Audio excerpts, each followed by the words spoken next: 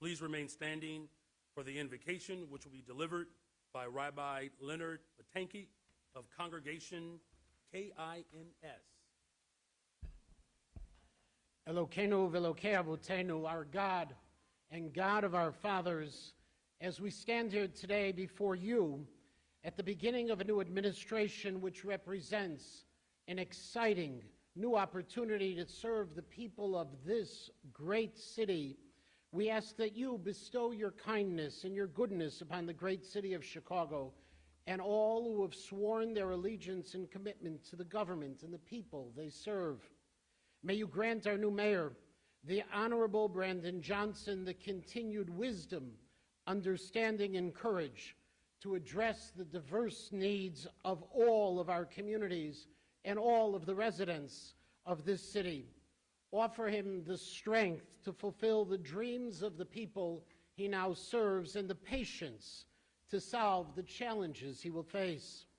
Almighty God, as we, members of Chicago's great Jewish community, are about to celebrate the holiday of Shavuot, the moment when God revealed himself at Sinai, we remember the words of our ancestors who proclaimed, Na'aseh v'nishma, we will do and we will obey. Words that recall and echo our city's motto of I will.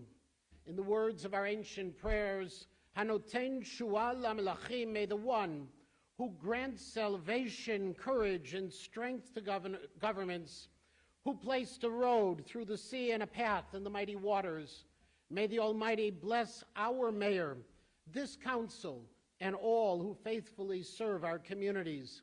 Sustain them and protect them, and continue to grant them the understanding to lead us in righteousness and truth, so that this city, the greatest city in the land, be a beacon of morality and values, a city which looks forward to the future and makes a difference in the lives of all who live within its boundaries. May this be thy will, and let us all say, Amen. Amen. Please be seated.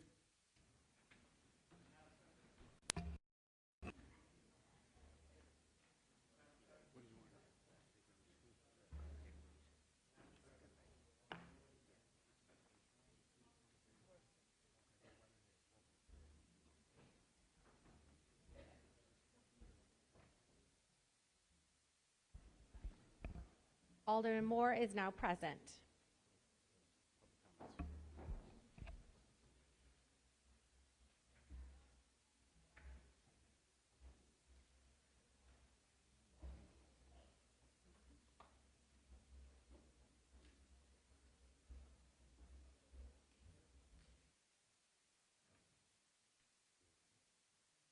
All right, this is the time of the agenda for public comment.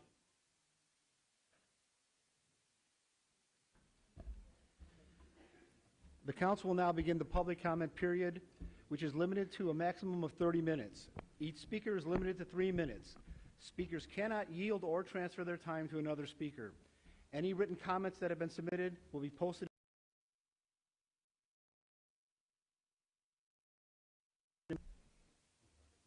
Natasha Dunn is not present. Our next speaker today is...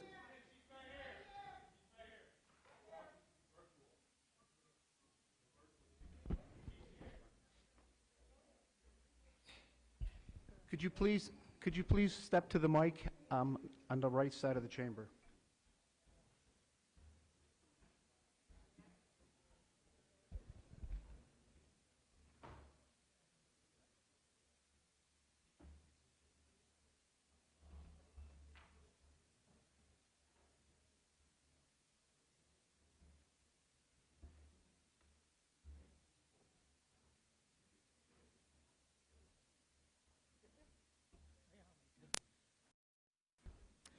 Hi, my name is Natasha Dunn, and I'm a resident of the South Shore community.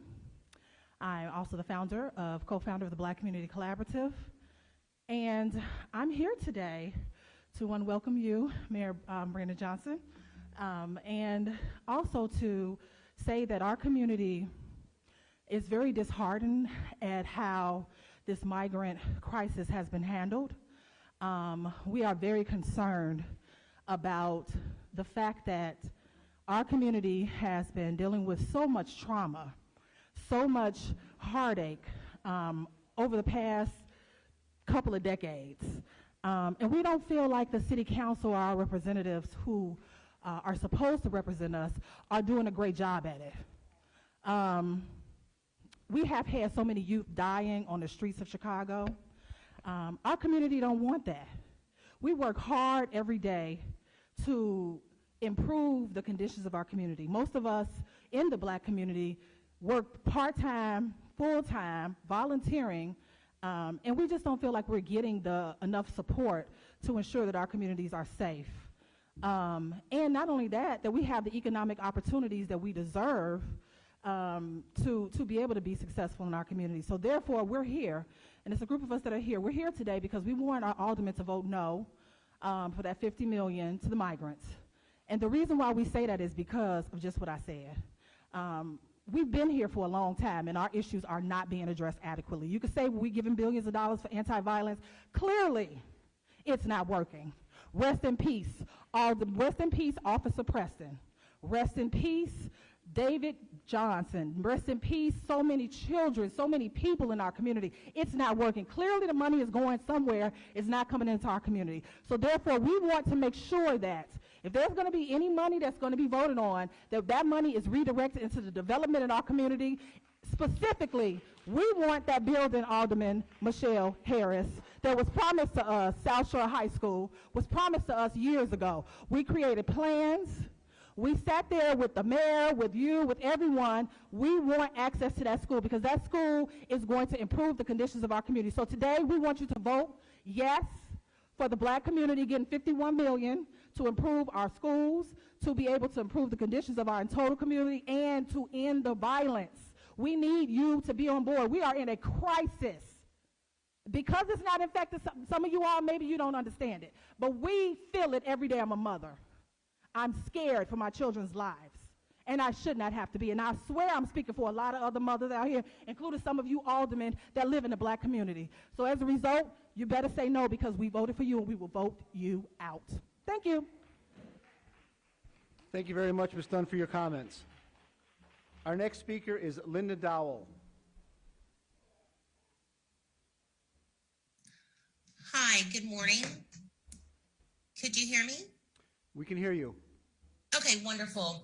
Good morning. My name is Linda Del Bosque. I'm the publisher and editor-in-chief of Chicago Latina Magazine. Good morning, City Council. Hello, Naperville from Chicago, and welcome, Mayor Johnson, to your first City Council meeting. I'm excited to bring a new cusp of media to the Chicago area. I am excited as the only Latina, not Latino, Latina media outlet in Chicago representing first-gen Latina mothers, women, and most importantly, small business owners. The idea of this publication as the publisher of Evanston Woman Magazine came with serving 3 years as a small business advisor for the state of Illinois pre and post-COVID, seeing the ratio of low minority businesses receiving any type of resources, funds, grants, no matter if they're women, men, Black, Hispanic, Asian, were very small. Under State Comptroller, First Latina, Susana Mendoza, she's created a program to help small businesses become suppliers. Chicago has created relationships with big businesses behind closed doors that provide opportunity for small businesses to become suppliers. Bally's Chicago has no marketing or advertising plan for small suppliers, even though on their website, it says they promise that community. Alderman, what are you gonna do about this?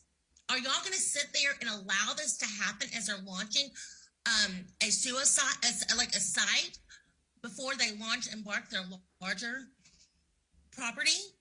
Do you realize that the number of vendors they have that are minority, who are women or men, Black, Latino, Asians, anything, are very little right now, and they have no marketing plans to help bring our small businesses to the forefront?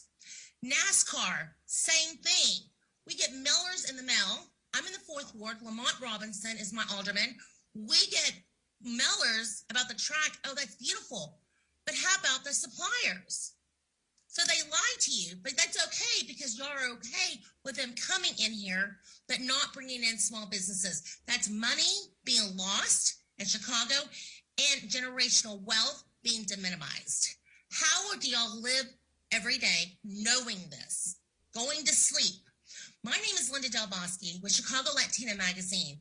It is my priority to ensure that our small businesses are being represented when these large companies come and make these trade deals with you guys. Thank you and have a great day. Thank you very much, Ms. Dabowski, for your comments. Our next speaker is Pat Franklin.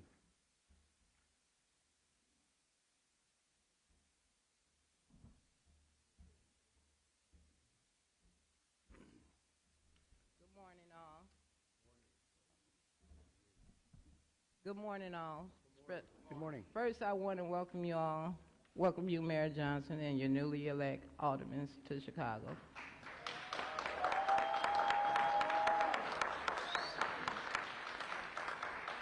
I'm one of the grassroots leaders at Chicago. I'm at CCH, which is Chicago Coalition for the Homeless, and the reason I'm here today is because we're trying to get a steady stream of revenue for our Bring Chicago Home campaign. I think this is very important because everyone deserves housing and everyone deserves health care. And I think this will also be good if we had a steady stream because it will help the migrants that are study coming here. And if we address this issue, I think we can do both, help save Chicago, cut down a little crime, and everyone will be happy, especially me, because it's not a good thing to be homeless in Chicago or anywhere else in this city. And I think we are a big, loving city that we can help everyone. Thank you. Thank you. Thank you very much for your comments. Our next speaker is Wallace Gator Bradley. First of all, I want to say to God be the glory. New mayor, your platform that you ran on was multi-generational, multicultural, and enough for everyone in the city. I saw 2 stories that was on Channel 7 where the pinstripe patronage within the law department, that's private attorneys, is milking the city council or the city's budget for cases that they cannot defend. 2013, I spoke before the Finance Committee in reference to individuals that's wrongfully convicted that's getting out. Later on, I believe it was 2016 or 2017, I spoke before the Finance Committee. It's a matter of record. Burke was the chairman. Pat Dow was a member of that Finance Committee. And I informed the city council what was happening then. Fast forward, we got a new mayor, a great mayor. I believe he's going to be a great mayor of the city of Chicago. By God's grace and mercy, Pat Dow is not just a member of the Finance Committee. She's the chairman of the Finance Committee.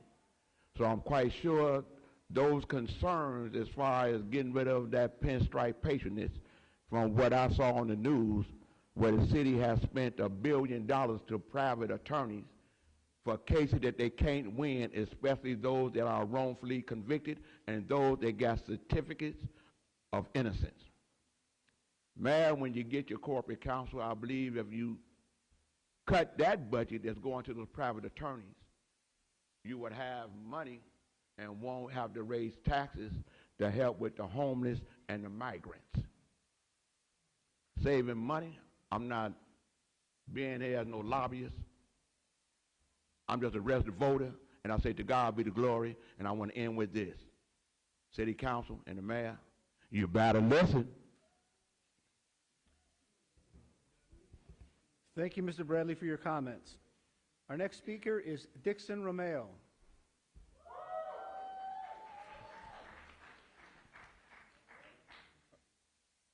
First of all, I want to thank and welcome Mayor Johnson and the new administration. This is a moment. I'm a long-term South Shore resident, and I think Brandon's election, or Mayor Johnson's election, and all you all's election is a signifier that folks in the city need and want something different, right? Across the country, right, the politics of old don't help folks, and in the city they aren't helping folks, and that's why folks voted for something different. Across the country, we're experiencing a housing crisis, right, which is being exacerbated by the humanitarian crisis of migrants being taken, sent from the state of Texas across to different cities, and Chicago is one of those cities. We're experiencing a humanitarian crisis because the governor of Texas is treating people like political pawns, right? And forcing and creating conditions where we think we have to do an either-or game, right? Chicago is one of the richest cities on earth, right? But City Hall has historically tried to pit black and brown folks against each other. And we should not be divided by this and fight for crumbs. We should come together and fight for all the things that we need. Let's be super clear, right? Replicating harmful systems, replicating a system where it's zero-sum, replicating a system where one group has to lose for another group to win, isn't going to make us more powerful, right? These migrants who are on buses coming to our communities, they have just as little power as us black and brown folks feel in our neighborhoods when we come to City Hall. Fighting them is not going to make us stronger, right? If we care about, I know personally what it feels like to be in the coroner's office and look at a loved one and know they were killed by community violence or by police violence. I know what it's like to stand in the county line and you trying to count pennies and help your mom pay a lien on her house so she can stay in her home. I've worked with tenants and community residents on the west side, on the southeast side, and South Shore, and know what it's like that people across the city are fighting for more. And so if we know we need more in our communities, we need to be here fighting for that. We know that we have a housing issues in South Shore. That's why we need the South Shore CBA, right? We know we have homelessness as a #1 issue in the black community. That's why we need Bring Chicago Home. This administration can do that, and all of us need to come together and support them and push them to make sure that these things happen so we get the things we need instead of fighting against folks who don't have power. Thank you. Thank you, Mr. Romeo, for your comments. Our next speaker is Melba Brown.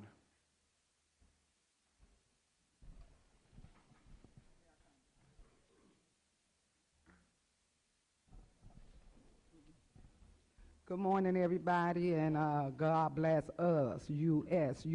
citizens. We the people of the Neighborhood Network Alliance. We vote no to the $51 million for the migrants in the South Shore High School, and this is why.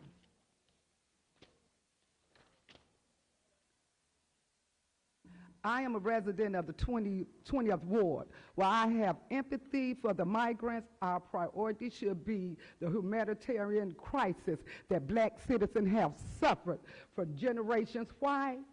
Until the above disparities are addressed and black residents are prioritized, we urge you to vote no for using $51 million or any of our tax dollars to fund migrants and asylum seekers and housing them in neighborhoods still dealing with the impact of redlining, drugs, poverty, violence, crime, and disinvestment.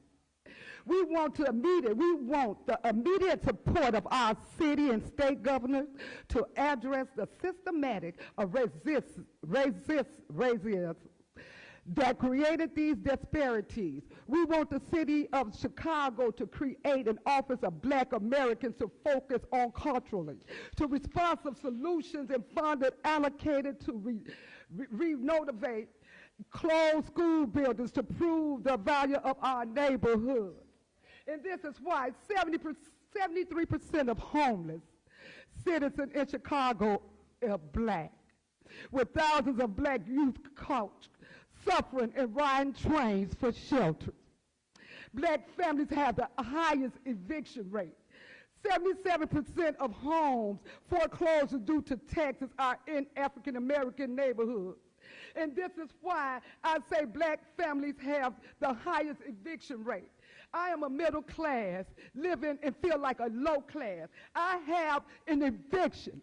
I have to get out of my condo. I have 51 more minutes, seconds. I have to get out of my condo on May the 29th, Monday, for the holiday.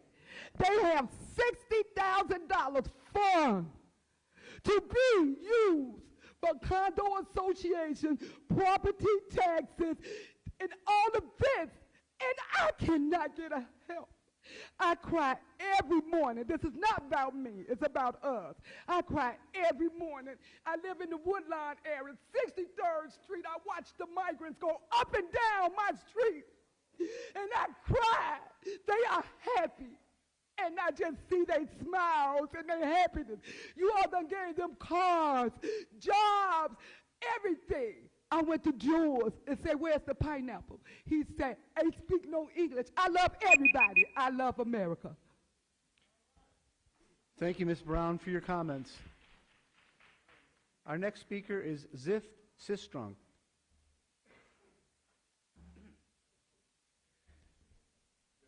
Praises to God, to this great city council. Very rarely, Mr. Mayor, am I nervous. I am today. I am so elated for this moment. I've never had it. I was with you, Mr. Mayor, in Sox Park with these young men. Those of you who are not there, Peyton was on this side and Kenwood was on this side. So when Peyton hit a home run or did something good, Mr. Mayor had to keep it together. And then when Kenwood do something good, Mr. Mayor again had to keep it together because he was representing all of the city. Mr. Mayor and the city council, some of you all know me, and some of you all I helped get elected to this office. I was a bat boy. My dad, play dad, saved the White Sox, Dick Allen. I was his bat boy in 73 and 74. That's why so many memories came back when I saw these young men. I messed up when I was on my way to Shaw University, Raleigh, North Carolina. I caught a case and went away for 2 years, 6 months. And God had a plan because there was a riot in Pontiac. 3 guards got killed and 180 inmates were injured, but God brought me through. Now, what brought me here today to address you, gentlemen, because I need a favor from you and I need a favor from the mayor. I'm possibly could be receiving $2 million from the Boy Scouts because I was part of that lawsuit.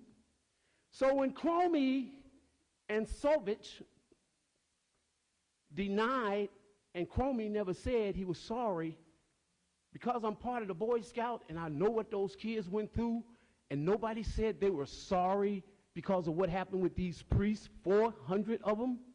So what I'm calling on the city council to do, what I'm calling on Tony Preckwinkle to do, and what I'm calling on the governor to do, some of those 400 names can go and do churches in other communities. I want us to make sure in the city council, Alderman Hall, Alderman Coleman, my cousin Curtis, Ms. Harris, Anthony Bill, Mr. Baseball. You didn't get these guys this time, Mr. Bell, that's okay. The reason we need to look at the priests in this case, because their names could be on some of those contracts. So if we review them, then we come with a clean bill of health. Because those 2,000 children, nobody said they were sorry. Cromie didn't say it, and Sokovich didn't say it. Forgive me for messing his name up. The city council can say, in a sense, we reviewed it, we looked it over, and we're content with it. That's not asking too much. God bless you, Mr. Mayor. Thank you very much, Mr. Sistrunk, for your comments. Our next speaker is J. Darnell Jones.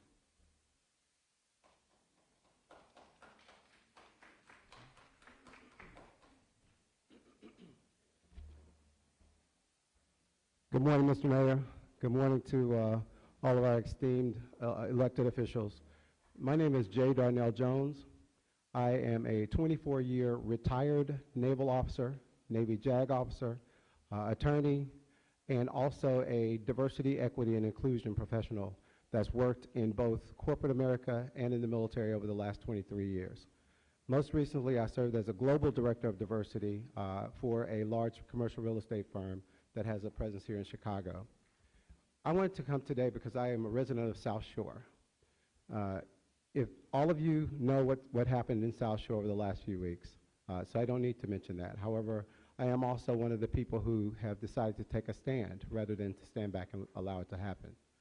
So what I want to talk about today is diversity is supposed to be a thing that helps us all. It's great, it's wonderful, it helps us learn about each other, helps us appreciate our differences.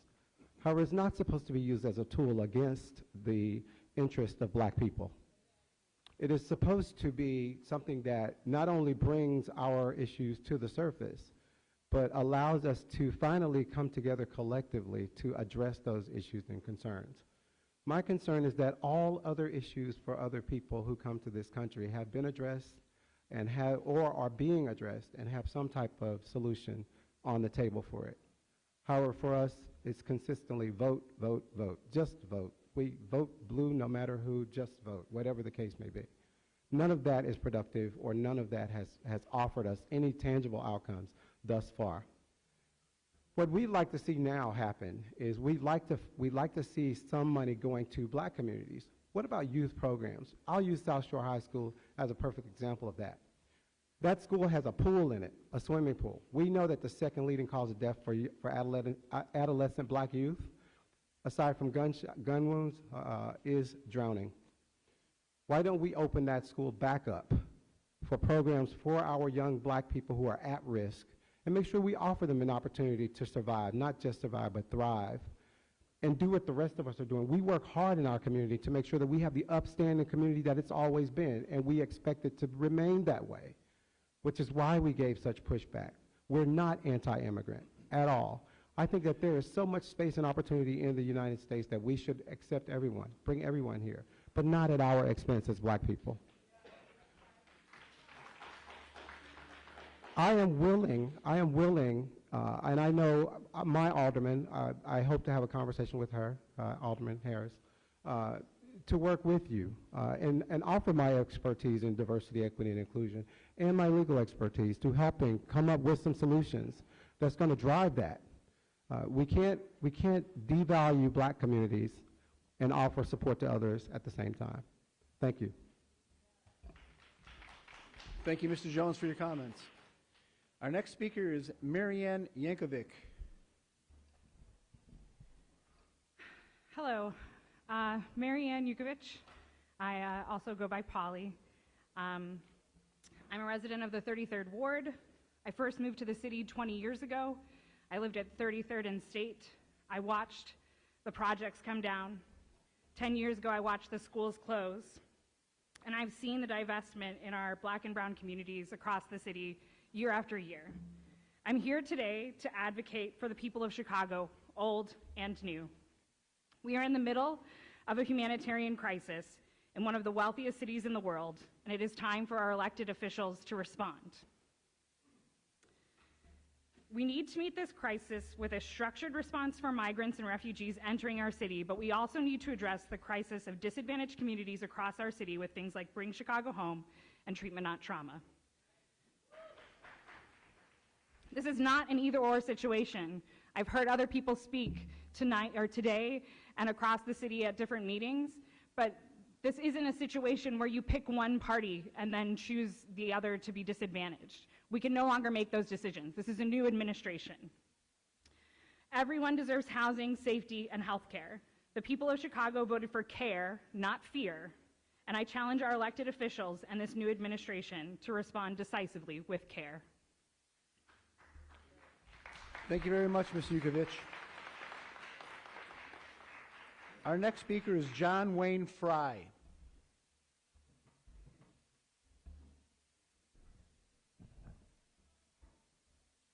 Hi, I'm with the 33rd Ward Working Families, and I can't believe that we're all here today. We united in Albany Park, young and old, black and white, brown, yellow, and red. all kinds of gender and sexuality, more than you can imagine. We all united, and we knocked on doors, and we re-elected Rosanna, and we elected Brandon.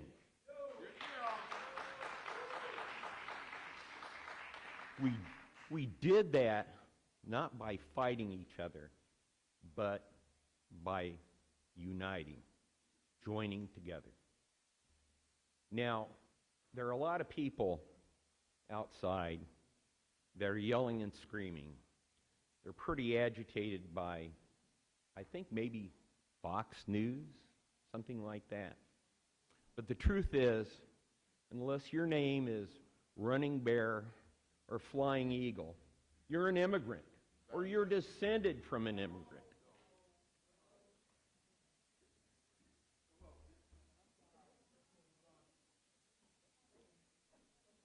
I'm looking around at the crowd, and some of us here, a lot of us here, can remember Malcolm X. And I wondered, what would Malcolm say? And I think he would talk about crabs in a bucket. We've got brown crabs trying to climb out of the bucket, and black crabs and poor white crabs. They're all trying to crawl out of the bucket. And we're all being pulled down by each other. All we have to do is form a chain and climb over each other and out of that bucket and pull everyone else out. Now, there is an issue of $51 million for immigration. We need more than that. We need $250,000. But we need money for the south side and the west side.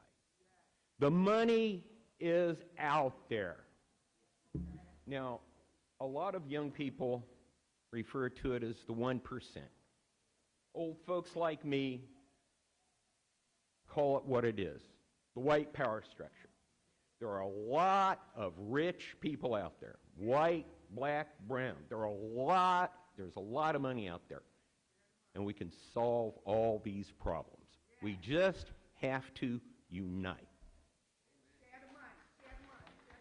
Thank you, Mr. Fry, for your comments. Your Honor, there are no further speakers who have timely signed up for the public comment period.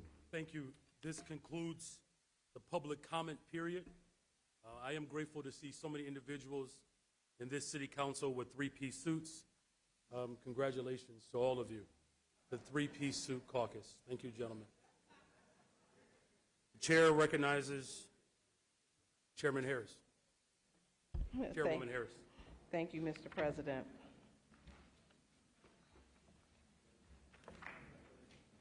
I have a temporary move to temporarily suspend the rules for the immediate consideration of a series of procedural matters pertaining to the organization and the conduct of the City Council for the 2023-2027 term. Hearing no objections, so ordered. Alderwoman Harris.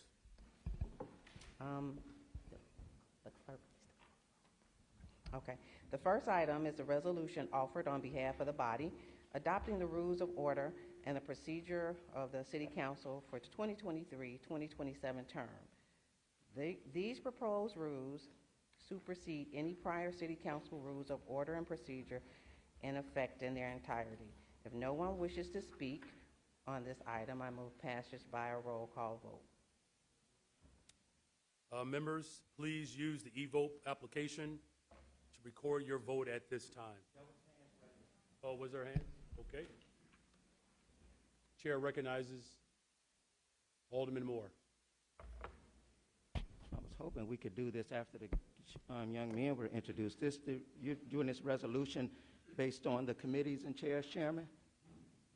Is that what you're calling? Is that the resolution you're calling? There will be a series of motions. Which one is this one, Chairman, so I can be clear? This is the motion for the rules.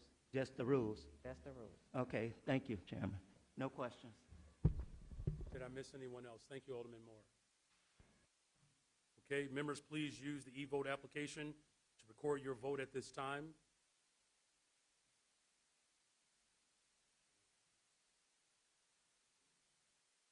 The voting is now open. The voting now is now open. Please use your device. If you have any issues, please raise your hand and we'll come over. Thank you. The voting is open.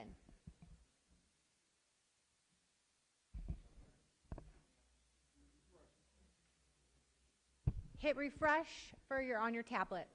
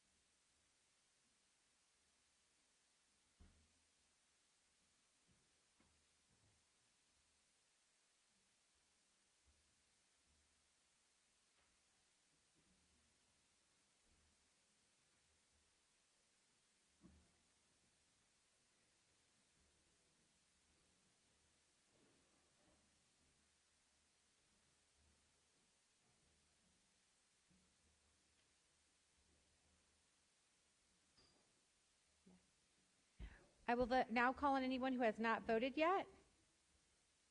Alderman David Moore. Not in chambers, not present. Alderman O'Shea. Not in chambers, not present. Alderman Burnett. Yes or no? Alderman Burnett is a yes. Alderman Talaferro. Not in chambers. Alderman Wagaspack. Alderman Wagaspack is a yes. Sorry, mine's not refreshing correctly. That's it. Okay. You got it? The voting is now closed.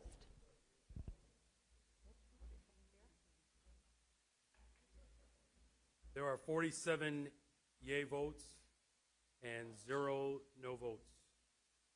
So the matter is passed.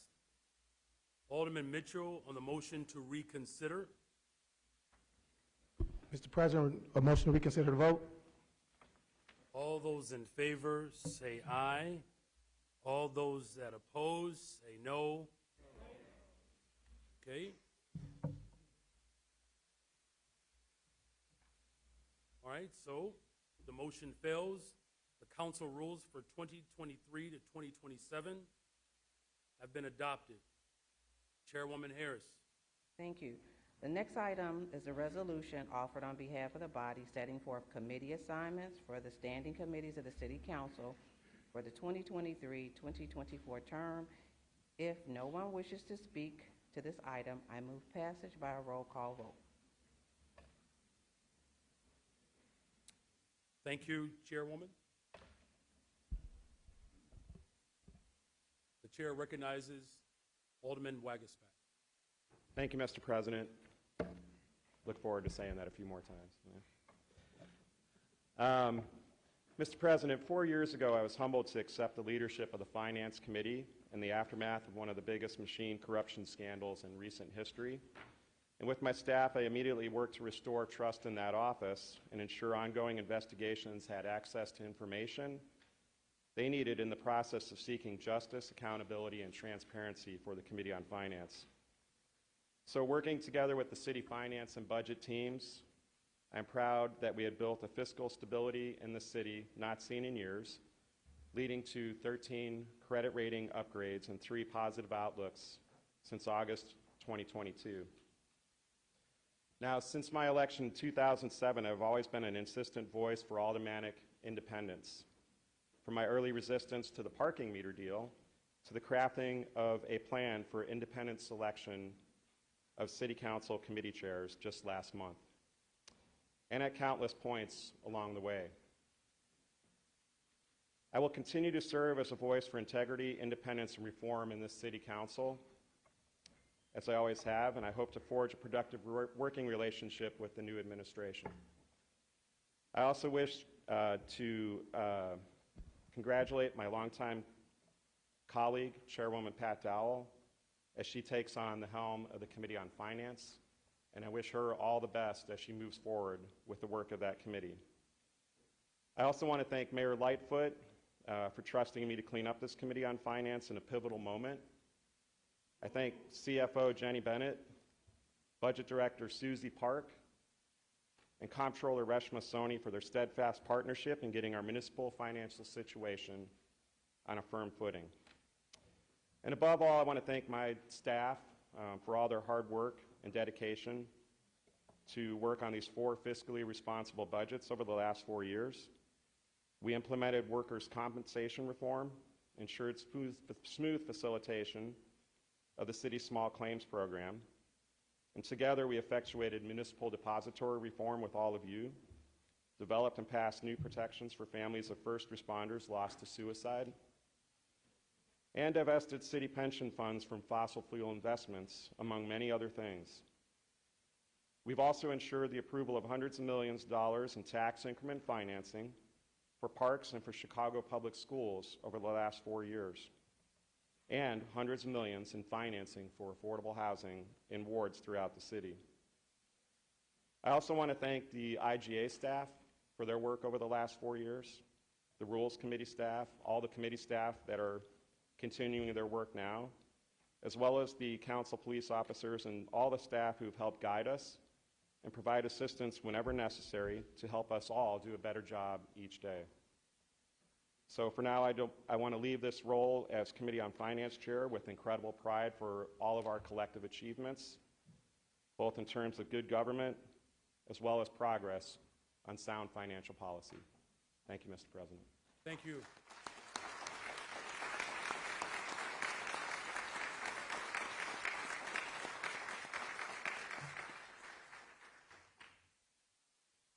Though he's not in a three-piece suit, still very eloquent.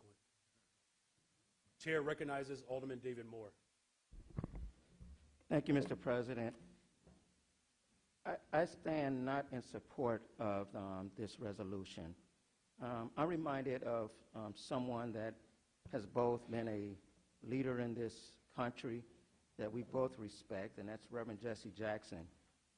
He says when the rules are public and the playing field is even, the people can compete. And it can be fair, so they can be able to compete and be able to win collectively. I've read in papers that this was called the Unity Committee.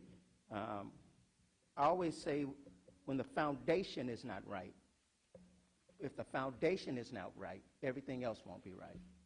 Everyone knows that. Everyone stated that they wanted this council to have be an independent council and set its own committees. And everyone stated that they were in agreement with this, whether it was during elections or any other time. It was also stated that whoever is mayor, that they should have some input, which I totally agree because they are held accountable. I don't think no one disagrees with that. But when majority of the body is left out in their decision-making, then the foundation is wrong. You have to include everybody, and we cannot go behind closed doors. We cannot cut deals with certain people to get people in certain positions just to say yes. For me, whether it was under Rahm Emanuel, Lori Lightfoot, who I consider a friend, or the current mayor, who I consider a friend, I have to represent my residents. And when those residents are disrespected, I'm going to stand up and say all the time, this is not my seat. This is their seat. And at every time, they have to have a voice in it. My good friend Leslie Harrison served over 20-some years in this body. Never had a chairmanship. Dorothy Tillman, a big voice in this body for many years, never had a chairmanship. It's not about the chairmanship. It's about the process. And it's about what? That word that we all use, and so many people use it loosely, democracy. If the rules are not public, and if the playing field isn't even, then that's not democracy. And so the foundation is wrong, and I hope we can go back, tear this up, pull everybody in, and say, hey, have a process that's fair, a process that's clear, where we're selecting our chairman with the input of this great mayor, and with the things that he wants involved in that, whether he wants the finance chair, whether he wants the budget chair, things that he should have to help move this thing forward.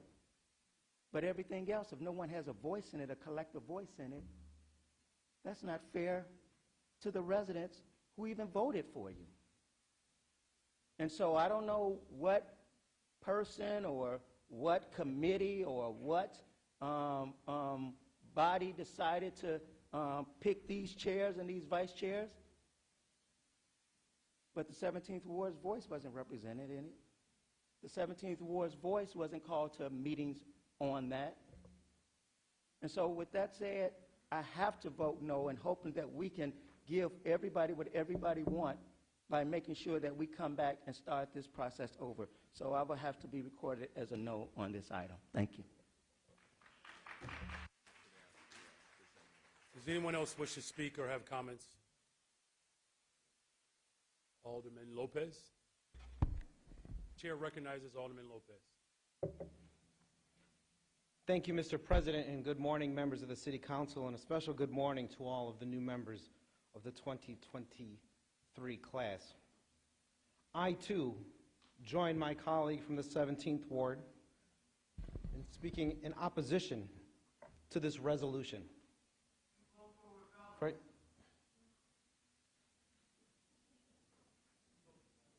For years, I have sat in this room and heard many of my colleagues speak to the need of transparency, inclusion, and collaboration. That is not what this resolution represents.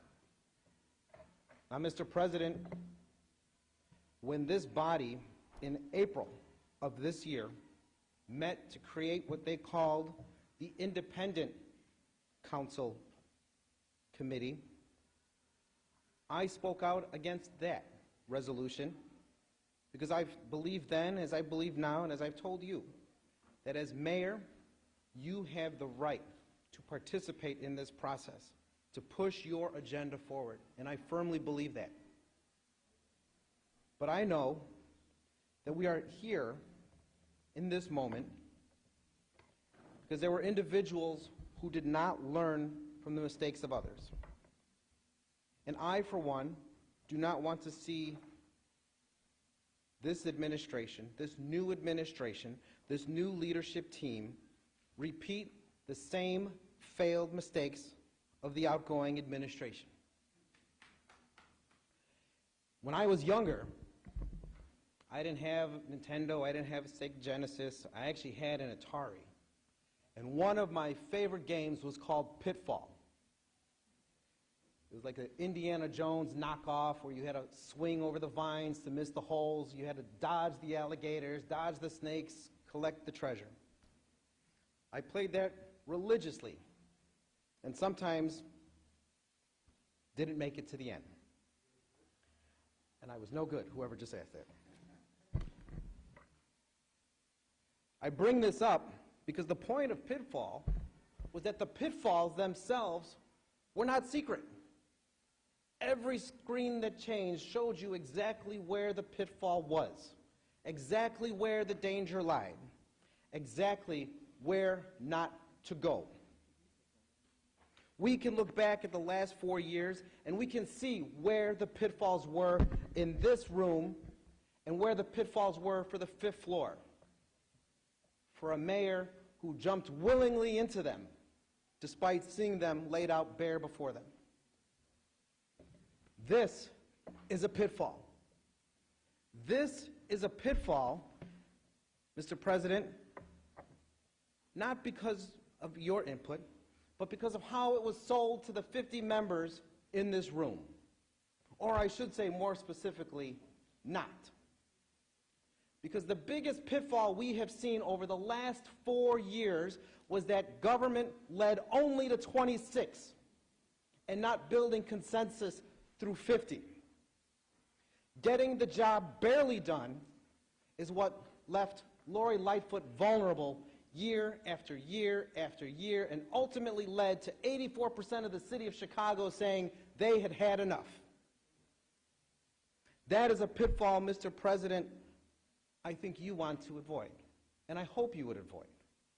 We can learn from the mistakes of those who've come before us by not just going and reaching for the bare minimum, not just trying to get through the day, but trying to get through the generational change that is before us.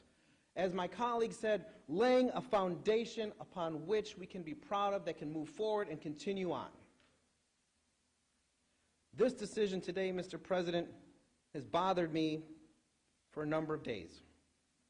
It has bothered me because I believe in my heart that you should be a part of this solution, that you should be a part of creating a leadership team that's going to push your agenda forward. I've said that publicly, privately, and numerous times to numerous colleagues and anyone else who wanted to hear it, because I believe it in my heart to be the case. But when I see this 3 minutes into our meeting, when everyone else has been talking about what committees, what chairmans, what vice chairmans, and no one bothers to include my ward in the discussion, even to tell me to get bent, we have a problem. I cannot support this. I cannot start the next 4 years being excluded or jumping to what many of my colleagues have tried to fix, which is putting an end to direct introductions that nobody has seen until the moment they're being voted on. We have talked about that ad nauseum. Whether you're progressive, whether you're an established, everyone's tired of direct introductions that nobody sees in Legistar or even in our own hands. We've asked for it to be 48 hours notice. Some of the same people pushing this forward, who are listed as chairman, have pushed that time and again. No more direct introductions that are written in secret. And yet here we are, in secret, on the 23rd and a half hour when we're going to approve this today. We cannot continue like this, Mr. President. And I think it's imperative that the message be heard loud and clear from you to your leadership team sitting amongst us here, that this is not how we're going to do business. That if we are truly about creating a new era, turning the next chapter, then we need to do this where everybody, as my colleague said, is involved and participates in this. My colleague said to vote no. I would actually make the motion to lay this on the table until all individuals are able to participate in this conversation. Thank you, Alderman. There's a motion on the floor to lay this item, this resolution, on the table. And I would ask for a roll call vote, please. So, just for clarity, the motion on the floor is to lay this resolution on the table. If you vote yes for this motion, you wish to discontinue our efforts to establish a body of government and committees. If you vote no on this motion, you wish to continue to make sure that we have a governing operating body of which we were elected to do. All right, Madam Clerk, please call the roll. Are we clear, body? All right. So the motion was to lay it on the table. That motion was made by Alderman Lopez. If you vote yes, you wish to end our motion to establish a body of government with committee assignments. If you vote no on this motion, you wish to make sure that we continue to establish committees so that the work of the people proceeds. Madam Clerk, please call the roll. The voting is now open. The voting is now open. Please hit refresh and hit submit your vote. The voting is now open.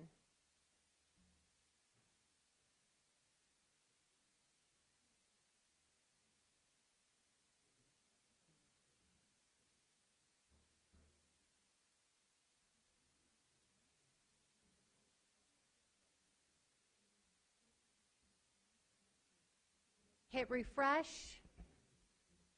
You may have to hit it a couple times. Hit refresh. The voting is now open. Alderman Yancey. Gerald. Alderman Yancey. Please raise your hand if you need support.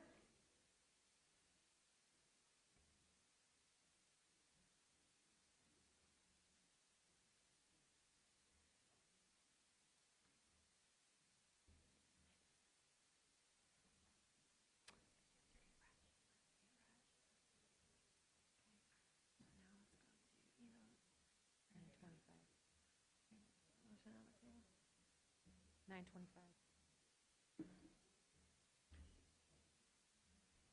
Okay, there you go. Good.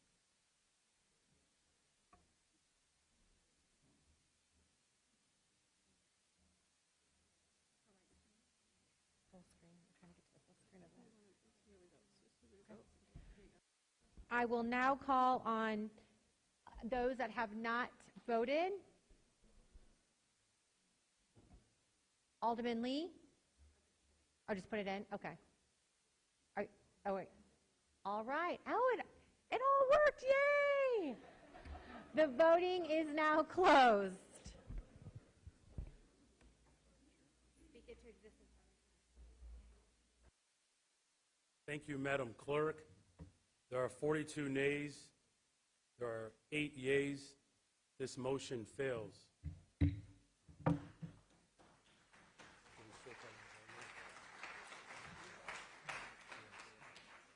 The chair recognizes the 45th Ward Alderperson, Alderman Gardner. Do you still wish to speak?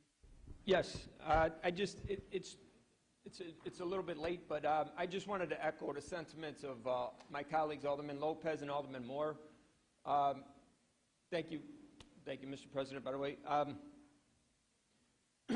We don't always agree, Alderman Lopez and Alderman Moore and I, but they are brave souls, and they always, more often than not, speak the truth. They brought up the fact that their ward felt, or they feel as if that their voice is not heard. 45th Ward feels the same way.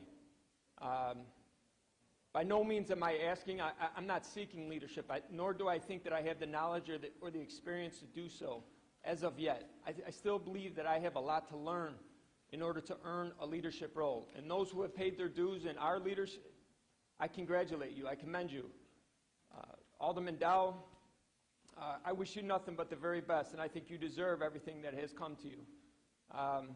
Prior to this, we had a vote for an independent council on March 30th, where we had 19 committees, and we went to increase that to 28, some of which don't meet regularly at all, but yet we decided that we were going to increase those committees to 28, to buy votes, as my colleague Alderman Moore correctly said, to buy votes. And that's what we did on March 30th, with zero transparency. Not to mention to add $2.5 million to taxpayers with the additional 9 committees. I'm disappointed in the way it went down on March 30th. I'm disappointed that the way it went down now. I want to commend, again, Alderman Lopez and Alderman Moore for being brave enough to speak out about this. And also to the newer generations. I come from, as many of you know, as a Chicago fireman, where seniority is everything. And everybody wants to come onto this job, and everybody wants to put out the fire. Everybody wants to be a hero. But when you go to the appropriate firehouses, a lot of the smart veterans say, learn to sweep the floor, take out the garbage, do the little things, clean out the rig. And I think that applies to every job, or should apply to every job. I think we all should pay our dues. We have people like Alderman Beal, who's been here for 25, 6, 7 years, never had a committee. Pardon me? He has? Well, he doesn't have anything now, right? I think he was referring to his age. Age? So, again, I'm not saying that I am looking for any leadership, nor do I think that I deserve it. I think I have a lot to learn. I think a lot of people in this room have a lot to learn, but they're in leadership roles because they are in what we would call the in crowd. But I didn't get in here, I didn't get into politics to be in the in crowd. So I wish all of you well, as I said earlier, and for those who have earned your leadership roles, I commend you. I wish you well. I'll do everything to be helpful, resourceful to you, to help move forward the city's business. But when I see things, as my colleagues mentioned earlier, about some of the decisions that we have made, whether they be on March 30th or today, it's disappointing, to say the least. I think it's disappointing for the residents of the city of Chicago. I thank you for calling on me. Jeff, I know you see me earlier. I wish you would have called on me earlier, prior to the vote.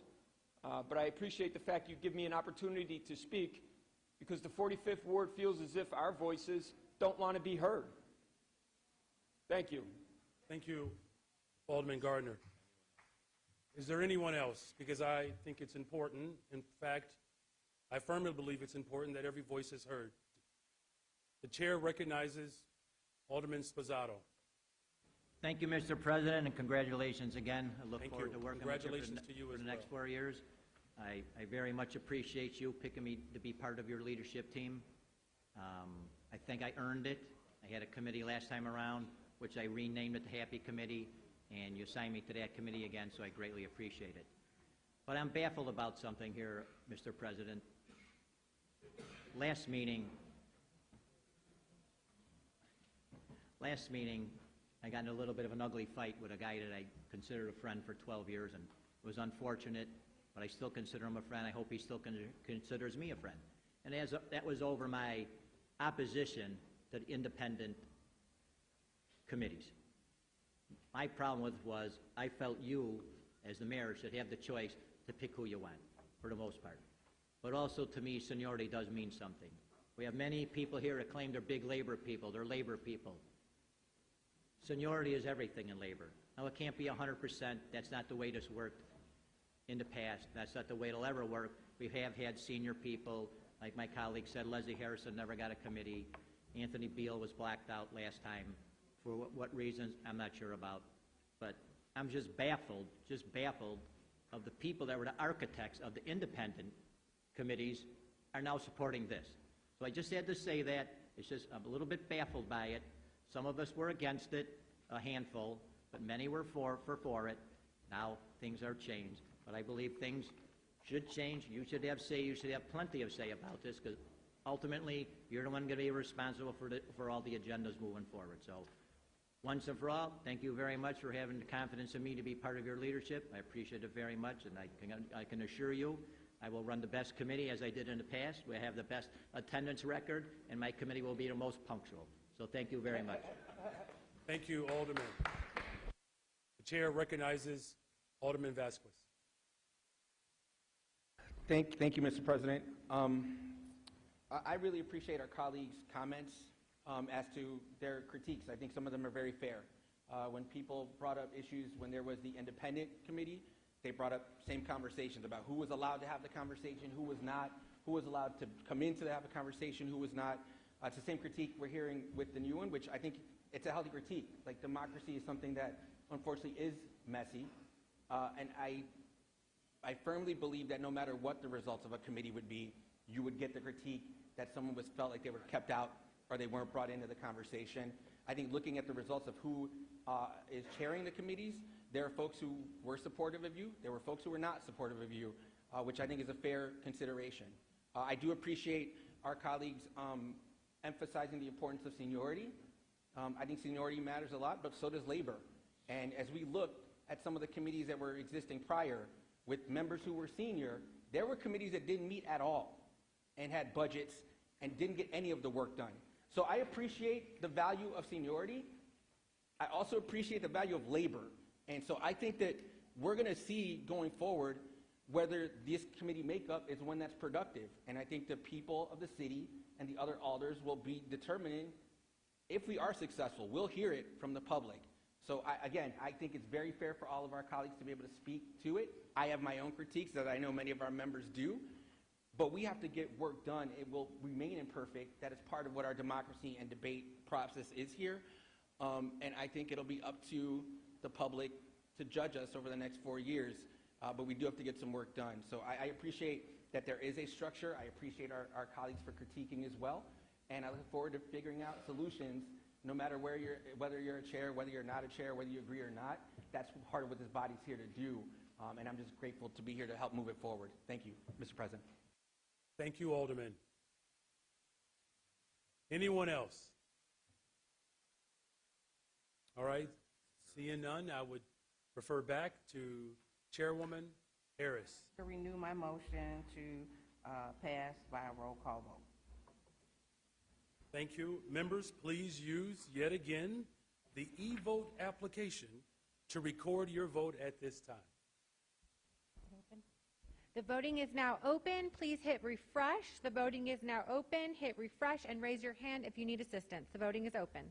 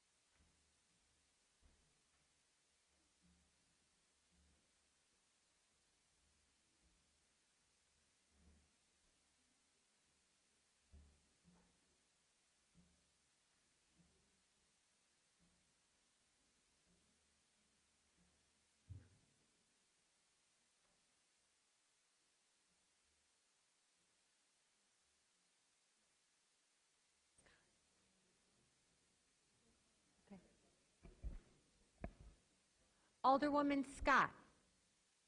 Did you hit submit? It didn't show up. Oh, got it. And Alderman Taylor? Alderwoman Taylor? All right. Are you a yes? Alderwoman Taylor is a yes. The voting is now closed.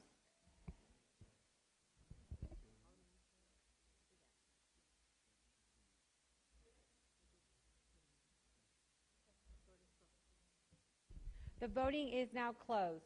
Thank you, Madam Clerk. There are 41 yeas and 9 nays. This matter has passed. Congratulations.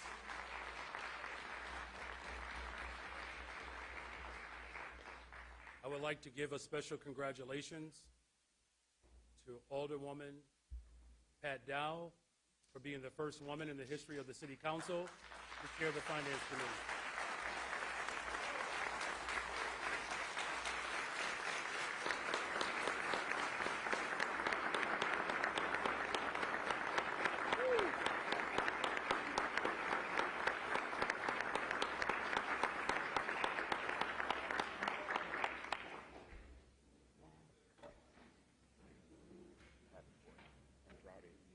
And Alderman Mitchell. President, I move reconsideration of the vote. Okay. All those in favor, say aye. All those opposed, say no. No. This motion fails. The resolution is officially adopted. The chair now recognizes Alderwoman Harris. Oh, pardon me. The chair recognizes the 9th Ward Alderman, who is here to represent Brooks, Alderman Bill. Thank you, Mr. Chairman. Now that the rules and the organization has been adopted, let this reflect that I am officially resigning from the Zoning Committee as of right now.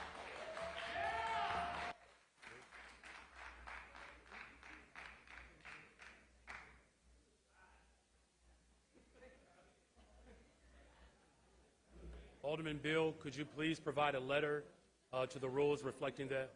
Thank you. Alderwoman, the chair recognizes Chairwoman Harris. Thank you. The next are a series of Vice Mayor, Pro Tem, Assistant Pro Tem, and Sergeant at Arms that we'll be asking to be approved by voice vote. First one, Vice Mayor. The next item is a resolution offered on behalf of the body electing Alderman Walter Burnett, Jr. as Vice Mayor for the 2023-24 term. I've moved passage of this item by a voice vote. Hearing no objections, all those in favor of electing Alderman Walter Burnett, Jr. as Vice Mayor, as the first black Vice Mayor in the history of the city of Chicago, you can signify by saying aye. Aye. All those opposed, say no. The ayes have it. Congratulations, Alderman Burnett. The first black Vice Mayor in the history of Chicago.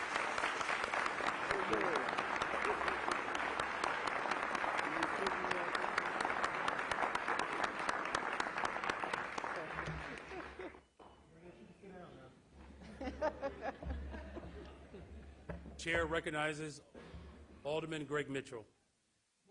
I move to reconsider the vote. Okay, on the motion to reconsider, all those in favor signify by saying aye. All those opposed say no. Again, the motion fails. The resolution is officially adopted. Congratulations, Alderman Walter Burnett, Jr. The chair recognizes Chairwoman Harris. Thank you. The next item is a resolution offered on behalf of the body electing Alderwoman Sam Nugent as President Pro Tem of the City Council for the 2023-27 term. I move passage of this item by a voice vote. Thank you. I wish there was some sort of historical moment Let's see if we can make up one. That's okay. All those in favor of electing Alderwoman Sam Nugent as the President Pro Temp, please signify by saying aye. Aye. All those opposed, say no. The ayes have it. Congratulations, Sam Nugent.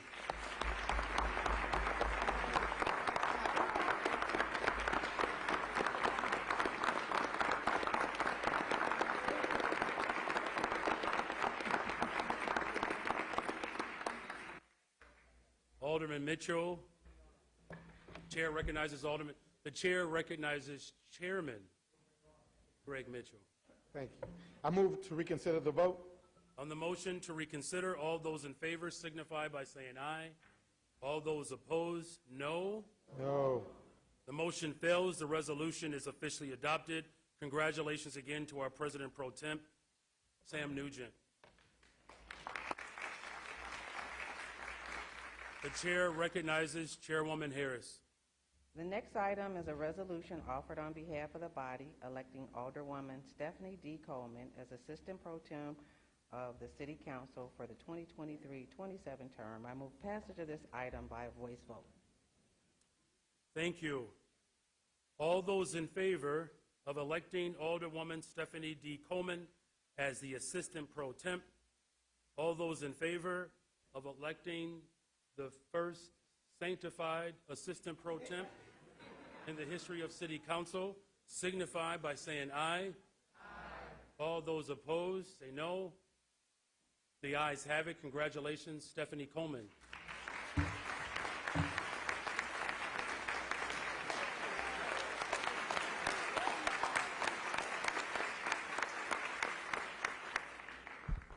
Chair recognizes Chairman Greg Mitchell.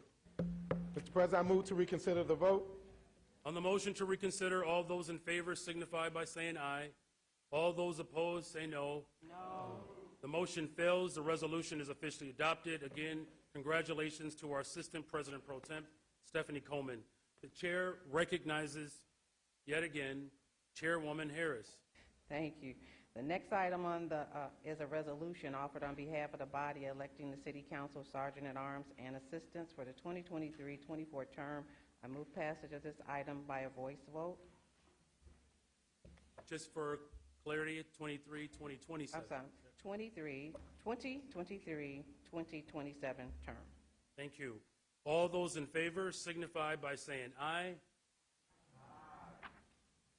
Let's try with a little bit more enthusiasm. I mean, I think the brother's been the Sergeant at Arms for like as long as Anthony Beale has been here, right? So all those in favor signify with an enthusiastic aye. Aye. All those opposed signify by saying no. The ayes have it. The motion passes. Congratulations again to our Sergeant at Arms.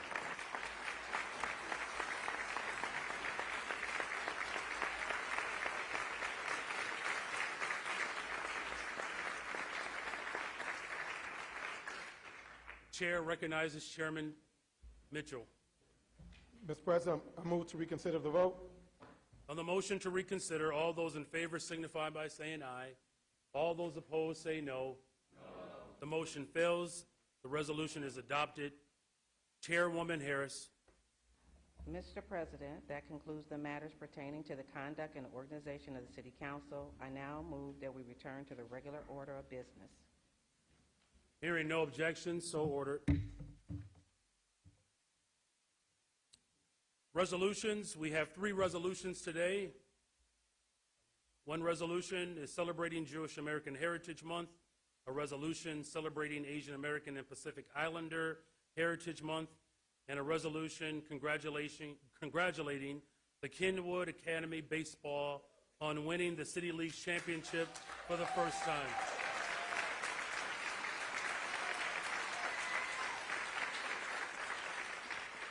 The chair recognizes Chairman Mitchell.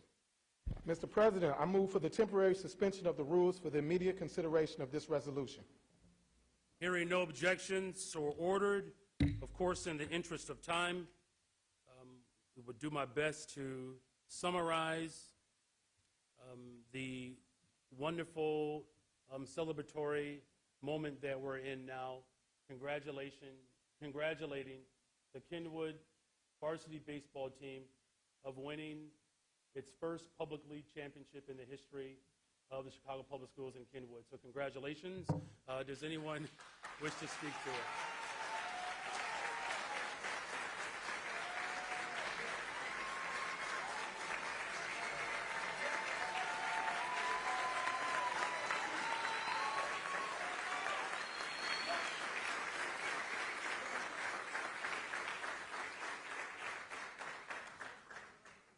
The chair recognizes the proud leader, the 9th Ward, and a Brooks Academy supporter,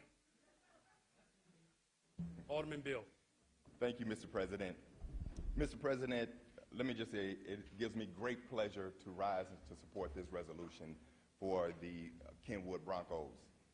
Even though we split this year against Brooks, I am so proud that you all went on to represent us to win the city championship. Come on, give it up, give it up. I've had the pleasure of watching all of these guys grow up, some of them close up and some from a distance. And when I tell you that this is a great group of kids that are dedicated to excellence when it comes to baseball, their dedication is unquestionable. These kids play baseball year-round, and I can tell you that most of them are in and out of the Pullman Community Center training year-round. And if you all have not had the pleasure of coming through the Pullman Community Center, it is a center that we have built in here in the city of Chicago to allow our kids to have the ability to practice year-round, because we can't compete with California, Florida, who have great weather year-round. We have to shut down, but we no longer have to shut down. And so what you all are going to start seeing is a different caliber of athlete coming out of Chicago. And you all are the very beginning of that trend. So I'm so proud of you guys, and some of you all are going on to college. And, you know, let me just say, this is only the beginning. Take this experience and, you know, watching you guys jump around and jump, you know, over at guaranteed rate field gave me great pleasure, because not only did you all win, but you all won with class. You won with dedication. And so congratulations once again. The world is you all. Take it by the hand and continue to do the things that you all are doing. Thank you so much, and congratulations. Thank you, Alderman. The chair now recognizes Simeon, Alderman of the 17th Ward, David Moore. Thank you, Mr. President. I definitely stand in support of this resolution. First of all, after I saw the boys Broncos crying on the basketball in the city championship, I asked my Wolverines, I said, cut them some slack, let them win the city championship in baseball. So y'all can thank me. But in all honesty, you all earned it. I watched some of the games. I ain't like that 12. I think it was a 12. What was that score when y'all beat Simeon? Oh, you remember real well, don't you? Yeah, you're just going to say it. And so, but that's that competitive nature that you all have. I have a thing in my ward and throughout the city that I recognize, whether you live in my ward or not. I like saying the best of our youth. You all are the best of our youth, the best of our young people, that people don't get to constantly see on the nightly news. But I try so often, whether through my Facebook page or any other social media page, to represent you all, whether it's Simeon, Kenwood, or any other school, because you all make us proud, not just on the field. Let me give a big shout out to these coaches. Some people say, please, some people say, man, I don't know how you can be an alderman, man. I wouldn't want to do that job. It's my calling. I always say, I don't know how y'all can coach these kids, spend this time and all this stuff, spending your dollars. You all do so much, coaches, but you all do it so that not that they're good just on the field, but that they are good men in life. And that's what I appreciate so much. Look at you. Look how you carry yourselves. I am so proud of you all. I'm so proud of your victory, but I'm so proud of you what you're going to carry this victory to in the life that you live. So keep winning, keep being, competitive, and keep doing what you're doing as young men. And some of you all going off to college, some of you all, going to play next year, and just keep it up and keep being the best you that you can be. And so congratulations to the coaches. Congratulations to Kenwood, to your principal. I think was just named a Golden Apple principal. I love her so much. She does a great job over there. And so I appreciate you all, and I just want you all to relish this moment. Relish it. Enjoy every minute of it this summer. Take those pictures. Don't think, well, I want to take. You're going to look back on this and see that this is a great moment. And for this to be your first one, you all deserve a great round of applause. Thank you so much. Thank you, Alderman. Chair recognizes Chairman Mitchell. Okay. I'll come back. Okay. Thank you, Mr. President. It is absolutely with great pride that I stand here because I am a lifelong Bronco. You guys did something that I could not do in 1986. My team played for the city championship at Wrigley Field. We lost. And so it is extremely proud to see you guys. I have ties, a lot of ties to the Kenwood baseball team. The coach, Rami, he did something I couldn't do. He won a SWAC championship down in Southern when I was at Grambling. He's also a neighborhood nephew, family growing up in Jeffrey Manor. A couple of kids on the team that I coached, Destin Edwards, coached him, one of the coaches for the Negro Little League. Two of my friends, Kelly and Drew Thigpen for their son, Philip Thigpen. And the twins, the Stinson twins, went to school with your father, Chris. The principal you just named, childhood friend, grew up. She actually played Little League with us at Southeast. See, Kenwood, you just keep on giving. I'm extremely proud that you guys were able to do something that Kenwood has never done and win that first city championship. I echo the sentiments of Alderman Moore. I echo the sentiments of Alderman Bill. You guys are the best. We expect nothing but the best from you going forward. I look forward to following you guys' careers as you go to college. A couple of you guys I was able to see on YouTube, and a couple of us, I'd have struck him out, back in the day. But no, guys, in all fairness, this is your day. I'm very honored to be able to congratulate you guys. And again, from one lifelong Bronco to another Bronco, very proud of you. Love you all as young men. Love you all as young students. And I look forward to more and more from you guys. Thank you. Thank you, Chairman. Chair recognizes Chairman Sposato. Thank you, Mr. President. I too support this resolution. Thanks for the opportunity to honor this great team.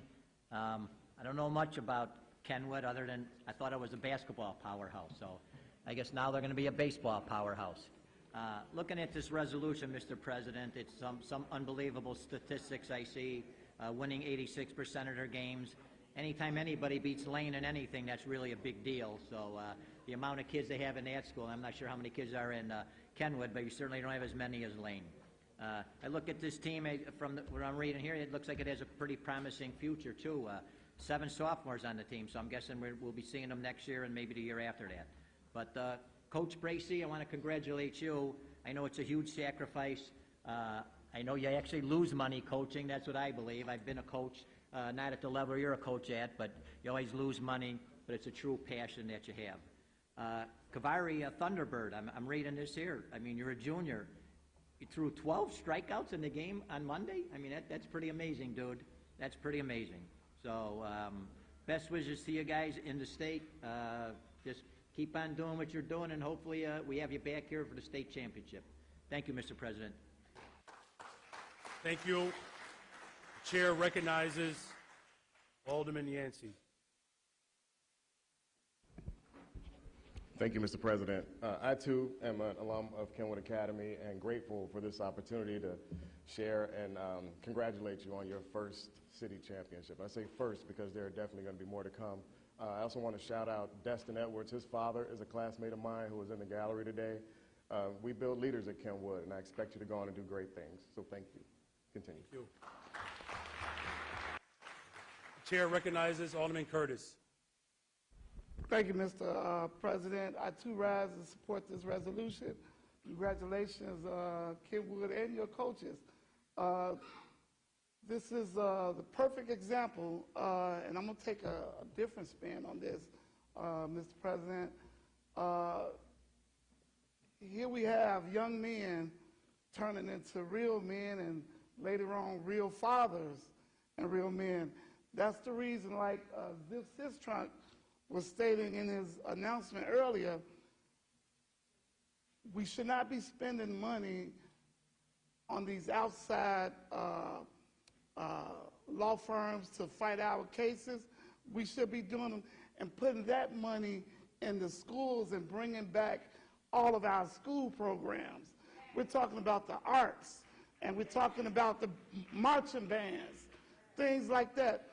You know, giving a reason for our kids to grow up in a safe environment. And that's what we should be doing for these next 4 years. Thank you, Mr. President. Thank you, Alderman Curtis. The chair recognizes President Pro Tem Sam Nugent. Thank you, Mr. President. I too rise in support of this resolution and honoring Kenwood Academy Broncos on your championship. What a tremendous accomplishment, and I too was watching some of the videos, and what a tremendous game. Congratulations. I also just wanted to highlight Alderman Beal brought up the Pullman Community Center, and it's incredible. He had brought it up to me over the past few years, and so I went and toured it, and so I think what an asset to the community that you all will have year-round space to practice, because it's critically important, and I think that's just a wonderful thing that was established. And finally, I think that there's family of the players back here, and congratulations to the family as well. I am also a baseball mother and recognize that it takes a village to get you to practices and games, so thank your family today. I know that they're sharing in this victory to you, with you, so thank you. Congratulations. Thank you, Mr. President. Thank you. The chair recognizes Alderman Gardner. Thank you, Mr. President.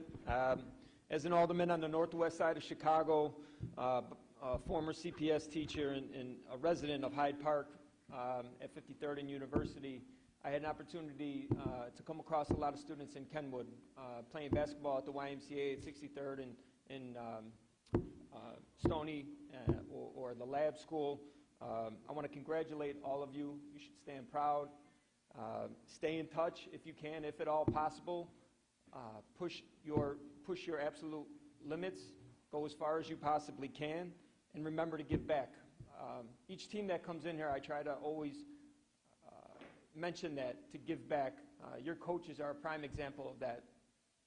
The amount of time and the sacrifice and the dedication that they give to you for minimal, if probably nothing. It's more of a financial loss. But they are committed, they are dedicated, and you have my utmost respect for the work that you do with these fine young men. My wife works for Chicago Cred. She deals with a lot of individuals who are at risk, and she does a lot of work with working with individuals who stray, who get off into the wrong path. But sports is always a great avenue for young individuals like yourselves to stay on the right path. And when you have leadership, when you have mentors like your coaches, it's priceless. So I want to commend all of you. Again, as my colleague Alderman Nugent mentioned, thank you to the parents as well for having the dedication of making sure your children get to practice and on time. And I also want to echo my colleague Alderman Curtis about taking some of this money and investing it into our CPS schools and allowing students to not only play sports, but to learn a trade, to be in mechanics. I think those are great things. When I taught at Curie High School, they still had the ability for students to work with their cars, work with motorcycles.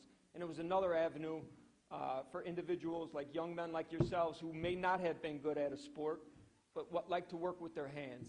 I think that's priceless too if we can start to reintroduce that into our CPS schools. So once again, congratulations to Kenwood. Stand proud, stay in touch, and give back. All right, Thank you, Alderman. Thank you. The chair recognizes Alderwoman Lee. Thank you, Mr. President. I too rise in support of this resolution. I want to congratulate each of the young men on the baseball team. Coming from a Whitney Young Dolphin, and I'm not scared to tell you that because I have a few Dolphins behind me here. But as a fellow athlete, I never won a state championship or anything like that. I can only imagine the feeling of accomplishment that you have. I know that you are the pride of your school, you are the pride of your city, and you are the pride of your families. I'll just echo briefly some colleagues. I wanted to acknowledge the parents as well. So if you are a parent of one of these young men, can you please stand?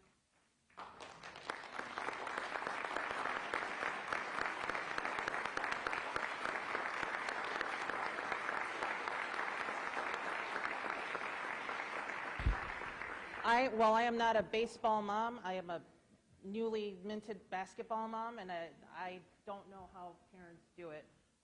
But I'm so glad that they did, and I'm so glad that we've got these programs that can nurture sportsmanship and raise fine young men. To the coaches, thank you for all that you've done. And for all of you, thank you for putting up with and patience for today's meeting. You've been waiting so patiently to get your congratulations. I'm going to stop now so you can get on your way. I think there's a couple more, though. Thank you. Thank you. And to the parents who called off sick and now they're exposed, just see me later. I got you. Chair recognizes Alderman Taliaferro. Thank you, Mr. President. I too rise in support of this resolution, and I want to congratulate the students at Kenwood Academy on your victory. I think, you know, you guys have really been a testimony to your coaches' statements of working together as a team. When you work together as a team toward a common goal, you can be victorious every time. So I want to congratulate you on working together as leaders and working together as a team to accomplish something that's very great that you all can share together for the rest of your lives. And to Coach Bracy, let me just congratulate you. And there's often times where young men don't have a good leader in their lives, and you're providing that. You're providing not only just an example, but you're teaching. And you're teaching them the value of working together. You're teaching them the value of leadership. And so I certainly want to congratulate you for being a part of their lives and teaching them valuable lessons that they're going to be able to carry throughout their future. So thank you so much to the players as well as the coach. And thank you, Mr. President. Thank you, Alderman. The chair recognizes Alderwoman Coleman. Thank you, Mr. President. I undoubtedly stand in support of honoring our young people. I believe you said that we can no longer demonize our young people. We've got to uplift, inspire, but most of all, make an investment into the future. And while you all won this for your high school, but I want you to know that you won for Chicago. You won for Chicago, and the more positive that you do, the more better you make not only the city that we love, but you make your families win and the generations that's going to come after you. Now, it's not by coincidence that Pastor Chris Harris and Bright Star has been having worship service over at Kenwood, so just know that you all are a little sanctified too, because every Sunday it's a turn up at service. But we are so proud of you. And as the alderman of Inglewood, and I heard you all practice at Kenwood, and you even got the Northsiders rooting you, you win for everyone. And I want you to continue to win and continue to be the shining light of this great city. So proud of you. Thank you. The chair recognizes Chairman Sigcho Lopez. Thank you, President. And I would like to also rise in support and congratulate you for this great achievement. I think that is a great reminder about the great accomplishments that our youth are capable when we invest in them. Unfortunately, we continue to see a lot of work ahead of us. But I think it's a great reminder. I think we have, parents, we have coaches, we have family, we take a community, it takes a village.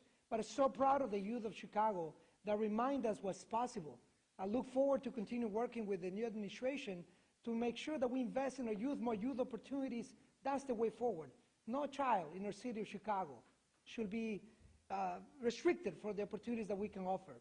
And I think this is a new day in the city. So proud to be here with you all. Congratulations to the family, the coaches, to the whole community in Kenwood, and looking forward to see you for the many years to come. It seems that you have a class that is going to be here for quite some more time. So congratulations, and so proud for not only you, but the city of Chicago. Thank you, President. Thank you. And finally, we will hear from the 4th Ward, Alderman Lamont Robinson. Mr. President, thank you. I rise to support this resolution.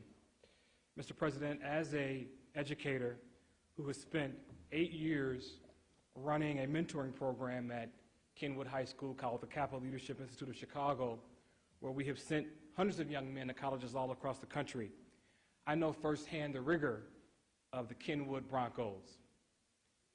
I want to first thank President Karen Calloway for her hard work, Coach Bracy, the teachers, the parents, and our outstanding young men that are with us here today.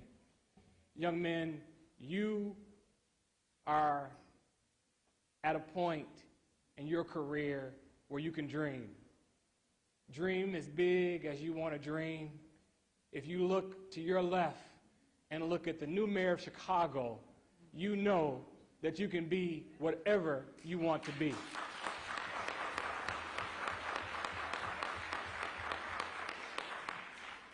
And know that this city, the greatest city in the country, supports you, loves you, and is absolutely behind you. We're excited to see you and the excellence you've portrayed on the baseball field as well as the classroom. Thank you, God bless, and again, you have our full support. Thank you. Again, congratulations to Principal Calloway, who could not join us today, Coach Rami, Coach Reed is here, the athletic director, the teachers, but the student athletes. We have Kavari, we have Kevin, Brandon, Philip, Demarion, Jimmy, Destin, made me nervous with that bun attempt over there, Kamari, Savion, and Jonathan. Thank you all for being here, and I am proud to congratulate again Kenwood Academy Broncos on winning their first public league championship title after an incredible season, 25 wins to only 4 defeats. Broncos took on the reigning champions, Lane Tech, stomped them. After achieving that goal, the Broncos put all their heart and soul and talent on the field, won the championship game for the first time in Kenwood Academy's history. It is incredible.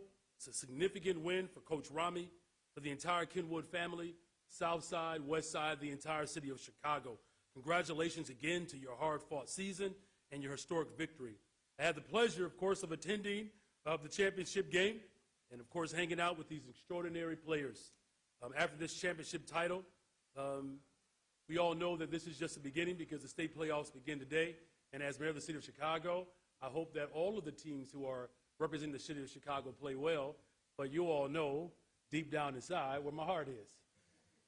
With the skills that they've learned on the field, of course, they can take those skills off the field. And I'm confident that you all will achieve great things in your future.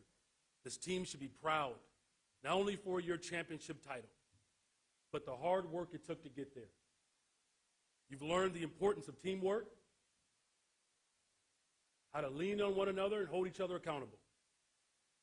I hope you will carry these life lessons into your adulthood, and that when you get your degrees, you all know that a better, stronger, safer Chicago will be here for you. Congratulations again, brothers. Thank you.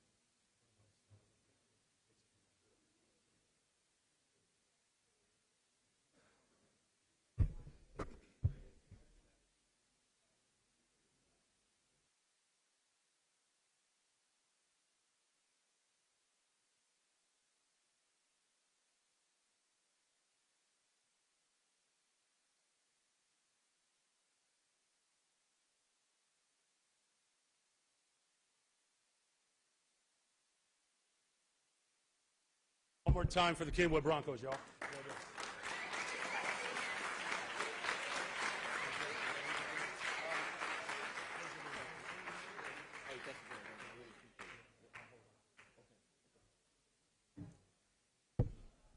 Chairman Mitchell, if it's okay, we will pass all these resolutions at the same time. Is that okay? Yes. All right. All right. The next resolution is celebrating Jewish American Heritage Month. Yeah. The chair recognizes Chairman Mitchell.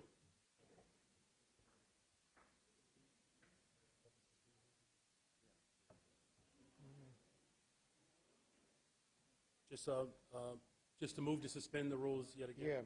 Yeah. Mr. President, I move for the temporary suspension of the rules for the immediate consideration of this resolution. Thank you. Hearing no objections, would anyone wish to speak to this resolution?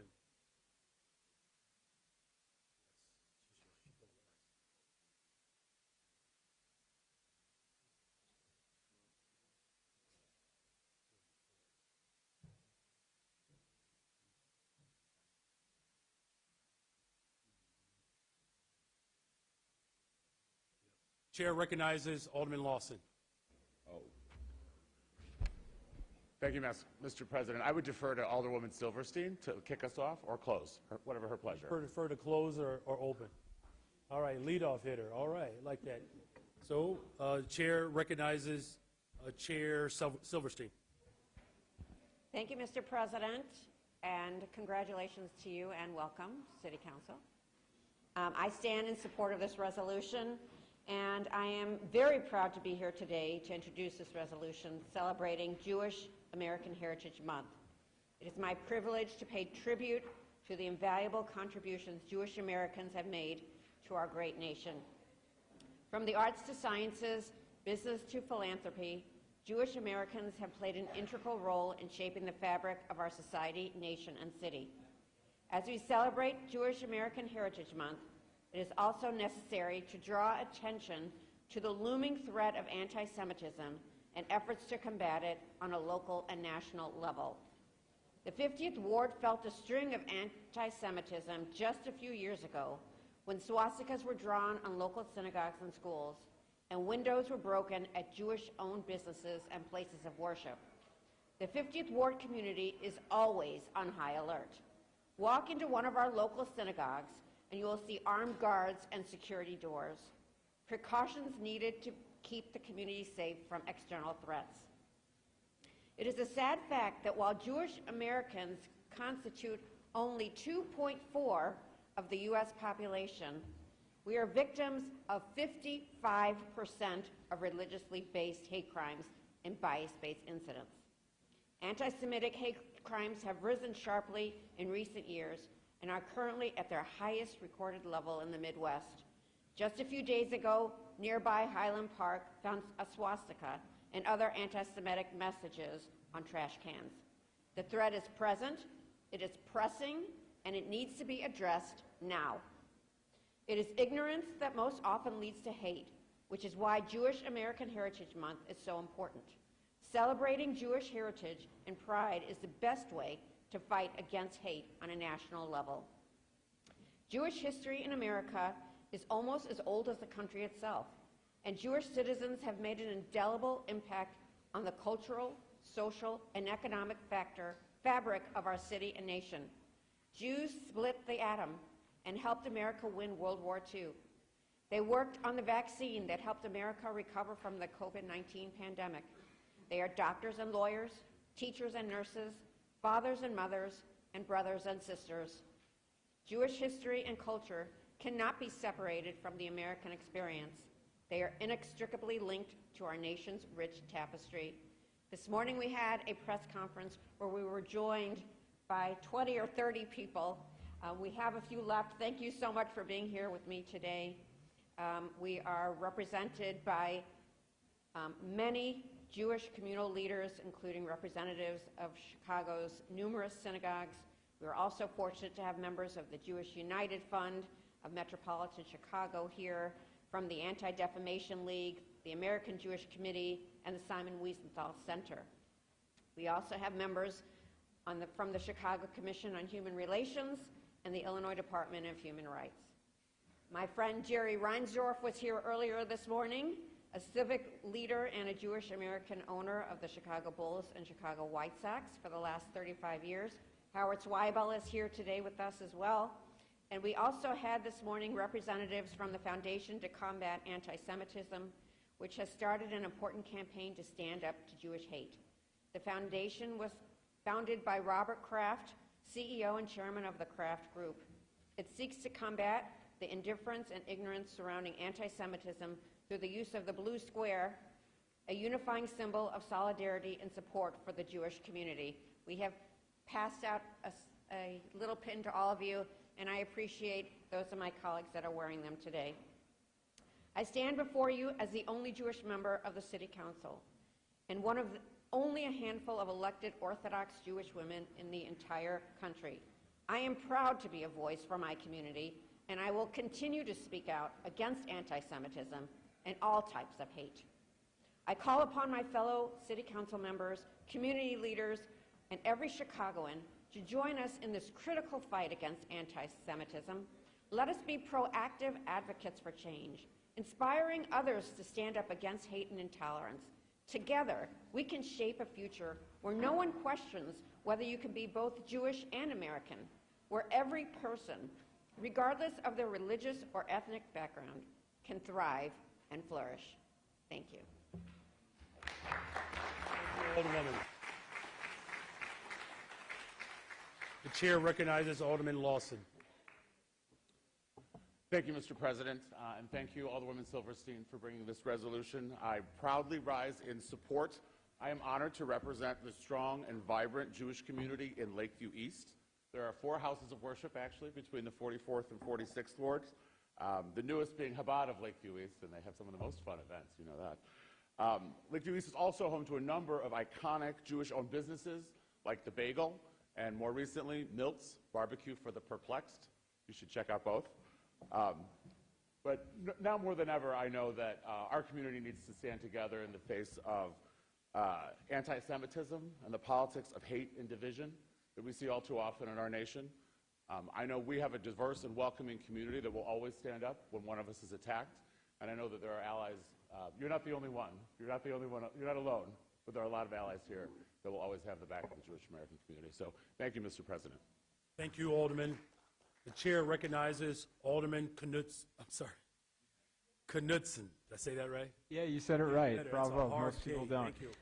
Thank you, Mr. President. And thank you, Alder Silverstein, for bringing forward this resolution, as well as just constant conversations on how we can help the fight against hate speech in the city of Chicago. It was an honor to stand this morning with you and the coalition, and an honor to wear this blue pin. I'm not going to list all the establishments in my ward, but I'm also very, very proud to represent a large and engaged Jewish population in the 43rd Ward. I also appreciate, every time we talk about these issues of hate speech, and hate speech is on the rise. We all know that here, whether it's against the Jewish population, LGBTQ+ population, and Black, Indigenous, and people of color, it is on the rise. It is up to us in this council to continue speaking out against that hate speech. If we've been elected to have a voice, that's one way that we need to use it. So that's just a reminder. Again, I'm very honored to stand in support of this resolution, and thank you all for supporting it. Thank you. The chair recognizes Alderwoman Haddon. Thank you, Mr. President. I, too, rise in support of this resolution and thank my neighbor and colleague, Alderwoman Silverstein, for bringing it to us. Representing the 49th Ward, Rogers Park and Westridge have such a rich heritage of Jewish community, and so much of what makes Rogers Park the welcoming, diverse, and inclusive place that it is because of the Jewish Americans that live there. From our buildings to our places of worship to, I won't list places either, but we got some fantastic places, world famous actually, the Romanian. But yeah, especially being a neighbor to the 50th Ward, right, with such a large concentration of Jewish Americans, having houses of worship, being part of the same police district as well, we definitely see in our community that rise in hate crimes, the graffiti, right, the hate speech, and it's, I don't know, it's, it can be disheartening, right? It can be disheartening for us to see so much of this hate rise up in a time that in some ways feels more inclusive and more positive and more progressive than ever. So know that in the 49th Ward is always an ally. I'm happy to be an ally and a representative of all of our Jewish constituents and everyone else who supports and will continue to stand up against hate. So thank you. Thank you. The chair recognizes Alderman LaSpada. That feels good to say. I'm really proud to rise in support of this resolution, having had the experience of working with Jewish American leaders through the Jane Addams Senior Caucus. In my own community, I'm thinking of great friends and leaders like Marla Bramble, Jimmy Rothschild, Julie Dworkin. I hope y'all are listening out there, because your community does more than just fight for your right to exist and thrive in peace in Chicago. The Jewish American community has consistently been in solidarity with all marginalized people and their right to exist and thrive in Chicago. I think particularly about the work of groups like JCUA, who right now, today, are pushing to make sure that everyone who has no home in this city has a place to lay their head. So proud of everything that you all have contributed to our city, and just for your right to peace and life, and to continue bringing so much vibrancy to our city. Thank you very much. Thank you, Alderman. I hope I look as good as that shirt that you're wearing today. That has to feel very nice. The chair recognizes Alderman Conway. I too rise in support of this resolution. At the advent of COVID, I had the privilege of being reactivated by our military, sent to be Senior Intelligence Director of our European Command. And in that role, I saw all day and every day people take shots at our Israeli allies. Not just Hezbollah and Hamas, but it happens all day, every day, and it would shock every American to see it. Attacks on a people for who they are and what they believe. And here in America, we have seen that same uptick, attacks on a people for who they are and what they believe. As we have seen synagogues get attacked, we have seen hateful rhetoric online, and I want to thank you all for shining a light on it. I want to thank Alderman Silverstein for bringing this resolution before us, and proud to stand as an ally with my colleagues as we combat anti-Semitism in this country and in this city and across the world. Thank you very much, Mr. President. Thank you, Alderman. The chair recognizes Alderman Burnett. Thank you very much, Mr. President. And I also stand in support of this resolution. You know, I had the opportunity to travel to Israel and stay there for a couple of weeks.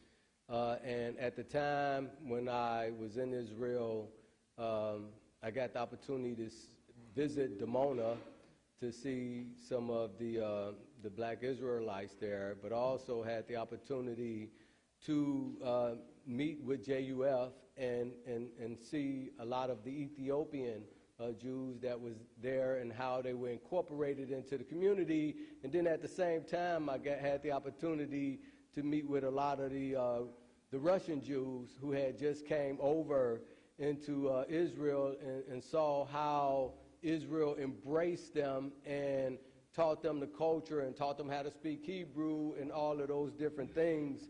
And it just made me see how the Jewish community is so welcoming, and how the support that a lot of us here in America give to them to help people from all over the world that you do not deny to come into that country to be a part of everything is just so gracious.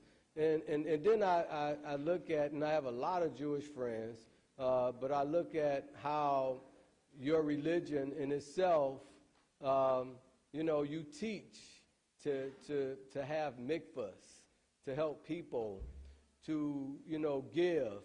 And we think about all of the Jewish organizations, non-for-profit organizations that are supported by the Jewish community, and all of the other civic things that are being done here in our city. It is just so appreciative. And I stand to celebrate Jewish American Heritage Month. I appreciate all of the contributions that you all have made here in America, but especially here in the city of Chicago. And I just want to say Todah and Mazel Tov. Thank you, Alderman. Chair recognizes Alderwoman Nugent.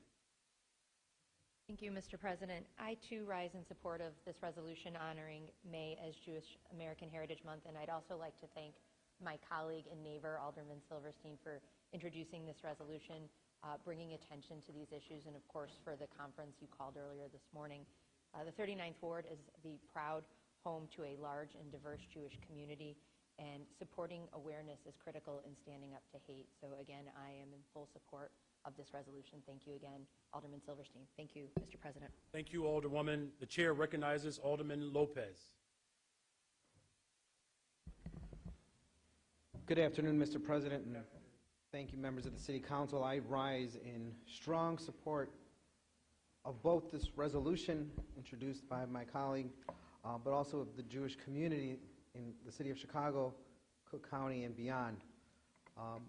There's some wonderful people who joined us today, including my good friend Allison, who I'm going to thoroughly embarrass, for this morning's press conference to talk about the continuing and exponential rise of anti-Semitism that we see locally, regionally, and nationally, and God bless you. I heard something today that I thought was very profound, and I think explains a lot for many of us who do not have the pleasure of representing Jewish enclaves. I know the 15th Ward is as far from the 50th Ward as can be, but we do know what hate, ignorance, and stupidity looks like. And I know that we heard today from one of our speakers that hate is infectious. Hate is infectious.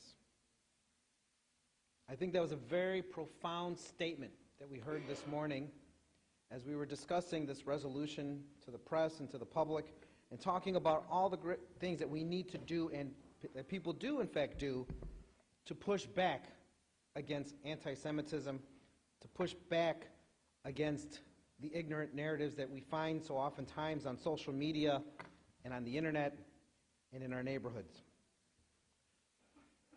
But I was thinking back, Mr. President, a year ago, almost a year ago, I took a group of 15th Ward residents to the Illinois State Fair. And there they were able to join my friend Allison at the Mobile Museum of Tolerance, which for any of you who have not seen it, it is a giant mobile museum dedicated to speaking of the Jewish experience that particularly led up to the Holocaust. And I had young individuals from back of the yards, West Englewood, and Gage Park, who joined me on that bus, joined me to see the videos and participate in the discussion. And it brought back to memory today. It was brought back in my memories today when I heard about the infectiousness of hate. And that infection is allowed to take root, not just of the ignorance of those who wish to propel stereotypes and propel hate, but oftentimes of the ignorance in our own communities, completely unaware or oblivious of human history, who don't understand what individuals had to do to stay alive, to hide their fellow neighbors, or what happened in society that brought us to the point where you could turn a blind eye to 6 million lives being extinguished. Things such as that cannot be forgotten, cannot be overlooked, and cannot be excluded and highlighted in our public schools. They cannot be fluffed over in our public discourse where candidates think they could run on anti-Semitic messaging. And I would dare say, Mr. President, that as we talk about this resolution, and I'm thankful that my colleague, Alderman Deborah Silverstein, has allowed me to join her on this and others in the past, that we need to do more. And I've said this before when it's the Day of Remembrance, and I'll say it again today as we talk about making May Jewish American Heritage Month, that we can't just focus on pieces of paper, that we need to put our money where our mouth is, that we need to invest in programs like the Mobile Museum of Tolerance so that our children in Chicago can experience this firsthand in every neighborhood, where they can see what we're talking about as something that is real, that was literally only a generation and a half ago. This wasn't ancient history for those of you who are not familiar. We must do better, and we can do better, and I hope that we will continue to be champions of extinguishing the virus known as hate. Thank you, Mr. President. Thank you, Alderman. Chair recognizes Alderwoman Lee. Thank you, Mr. President.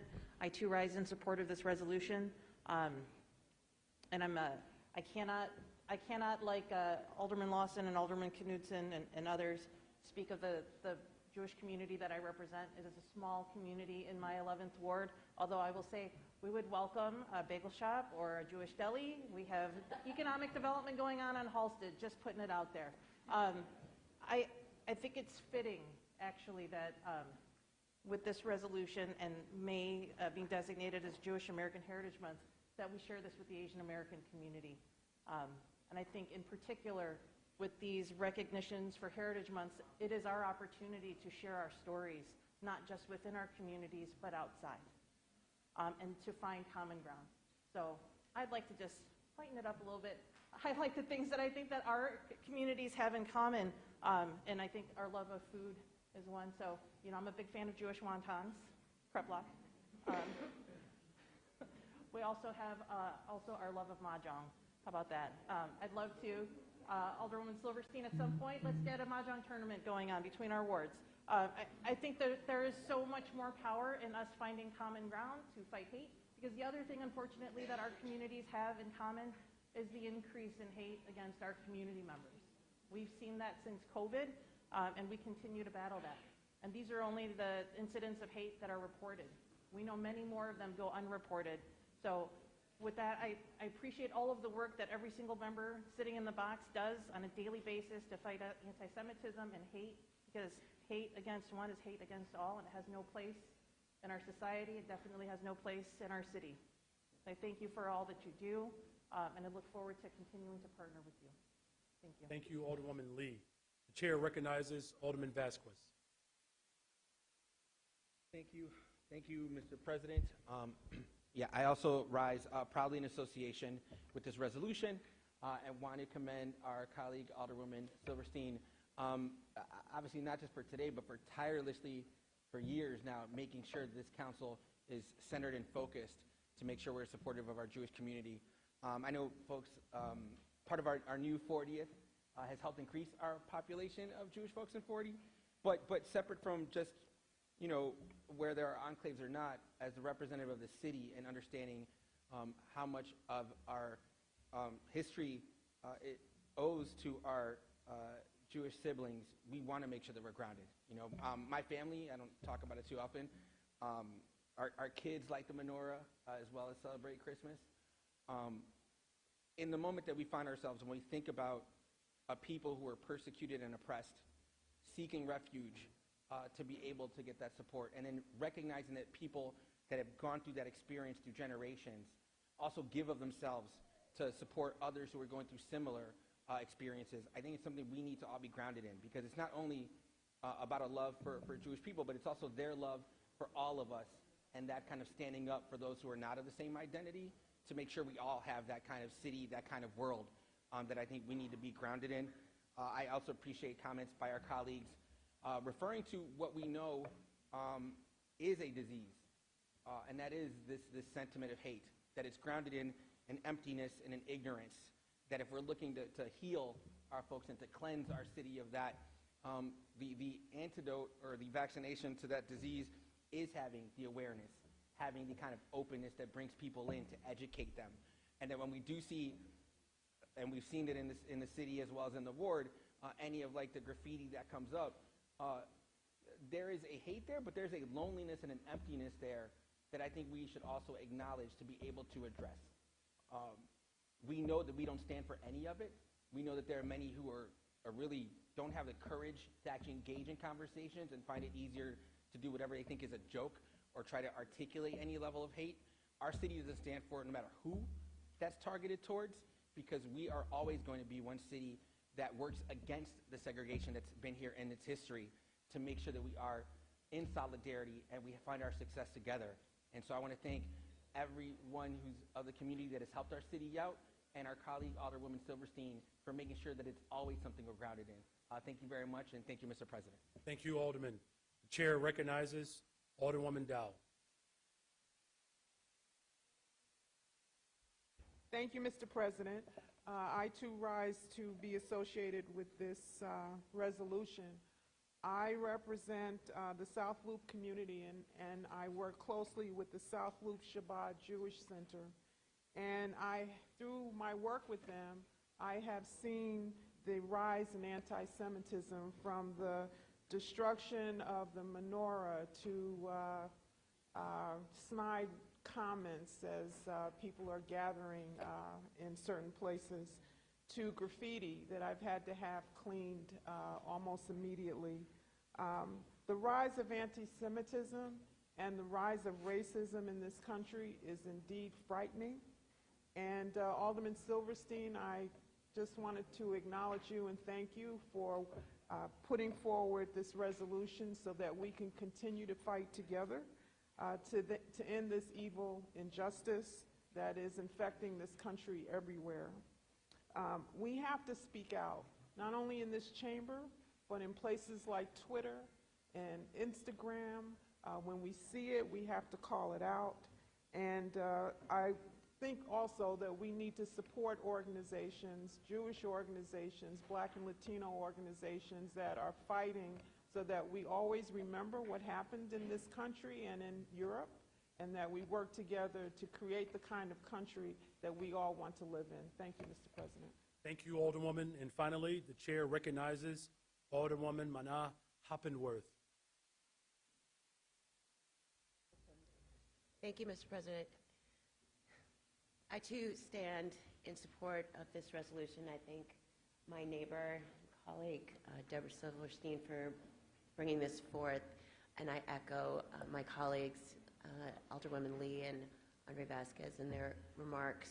I am part of grassroots organizations across the state of Illinois, and the rise in anti-Semitism is real, what we were hearing. It also happens that I represent the 48th Ward, which is Andersonville, Edgewater, and Uptown, and we are one of the most diverse and very engaged wards, but we are not immune to hate. But what I want to tell you is that I thank you for being here to stand witness, and just for you to know that we stand in solidarity with you, my community, our community, the city of Chicago, state of Illinois, against hate of all kinds, including anti-Semitism hate. So thank you. Thank you, and congratulations for being the first freshman, well, I guess the second freshman, I guess I'm a freshman too, I suppose, to speak today. Throughout the month of May, we have recognized Jewish American Heritage Month to honor and celebrate our city's Jewish American community. Jewish American people contribute significantly to our city's culture, social, and economic fabric. Their history has shaped Chicago's history since they've begun arriving here in the 1830s, and of course the years that follow. Jewish American residents will continue to shape and strengthen our future by serving in local government, owning businesses, educating our children, and giving back to our communities, and so much more. The proud heritage of Jewish Americans also reminds us of our nation's and city's commitment to religious freedom. We must continue to build a city where all people and communities can feel accepted and have the ability to thrive. With the rise of anti-Semitic activity in our nation, it is more important than ever for us to unite against our common enemy, which is hate.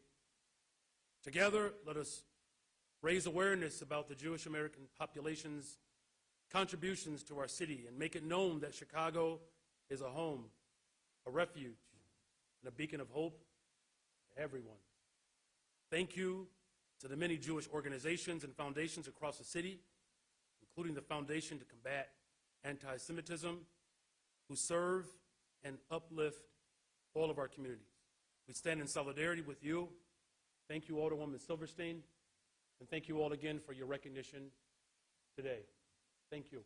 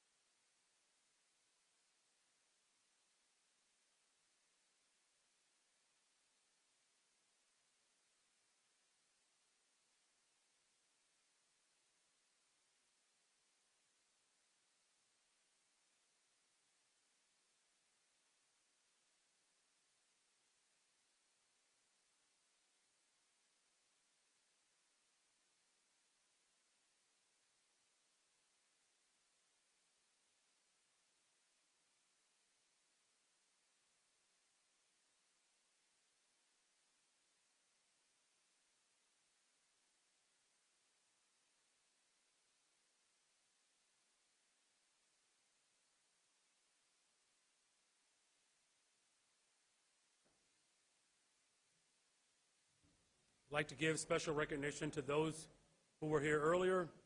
Jerry Reinsdorf. Thank you, Jerry Reinsdorf, Matt Berger, Lonnie Nessater, David Golder, David Goldenberg, Sarah Von Loon, Allison Pure Sloven, Rabbi Rennie, Rabbi Michael, Rabbi Shoshana, Rabbi Leonard, and of course Commissioner Nancy Andrade with the Chicago Department of Human Relations.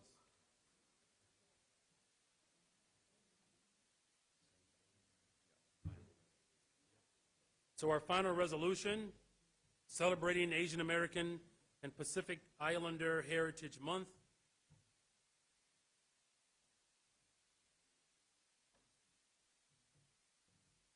Does anyone wish to speak to this resolution?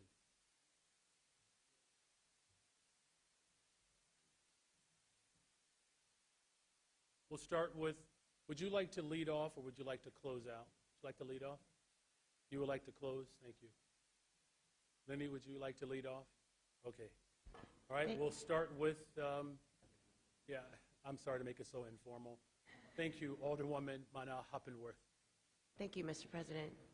I stand in support of this resolution, and I thank you all for being here. I represent the 48th Ward, which is Andersonville, Edgewater, and Uptown, which includes Asia on Argyle. And Asia on Argyle is, what can I say about Asia on Argyle? It has been built off of the love, sweat, and tears off of immigrant families like me. I'm the first Filipino to be elected to City Council.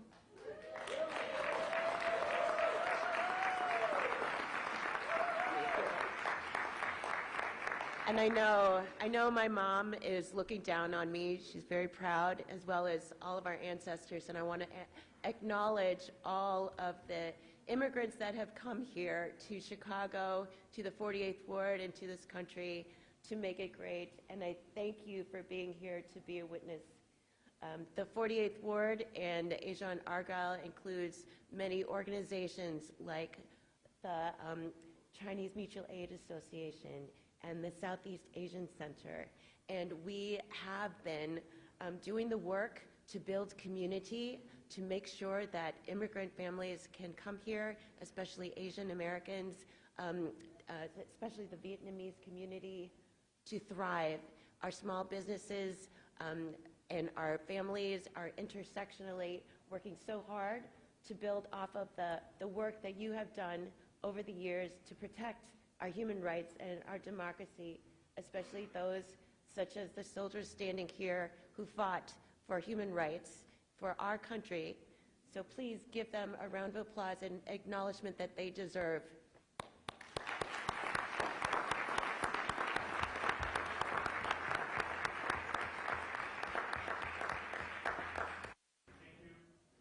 Alderwoman, the chair recognizes Alderman Nugent. Thank you, Mr. President. I too rise in support of this resolution honoring Asian American, Native Hawaiian, and Pacific Islander Month. I'd like to acknowledge my colleagues, Alderman Lee and Alderman Mana Hoppenworth, with this resolution as well. And also in the box, I see Commissioner Josina Morita, who is a friend and colleague, and we've worked together for years, as well as my state senator, Ram Villazalam, who I believe is in Springfield, but is acknowledged in the resolution. And finally, just thank you again for introducing this, and I just want to make sure to lend my support. Thank you, Mr. President. Thank you, Alderwoman. The chair recognizes Alderman Burnett. Thank you very much, Mr. Chairman. I'd also like to rise in support of this resolution and thank all of my Asian colleagues for bringing this up, but also like to commend the Asian community for all of their contributions to our society.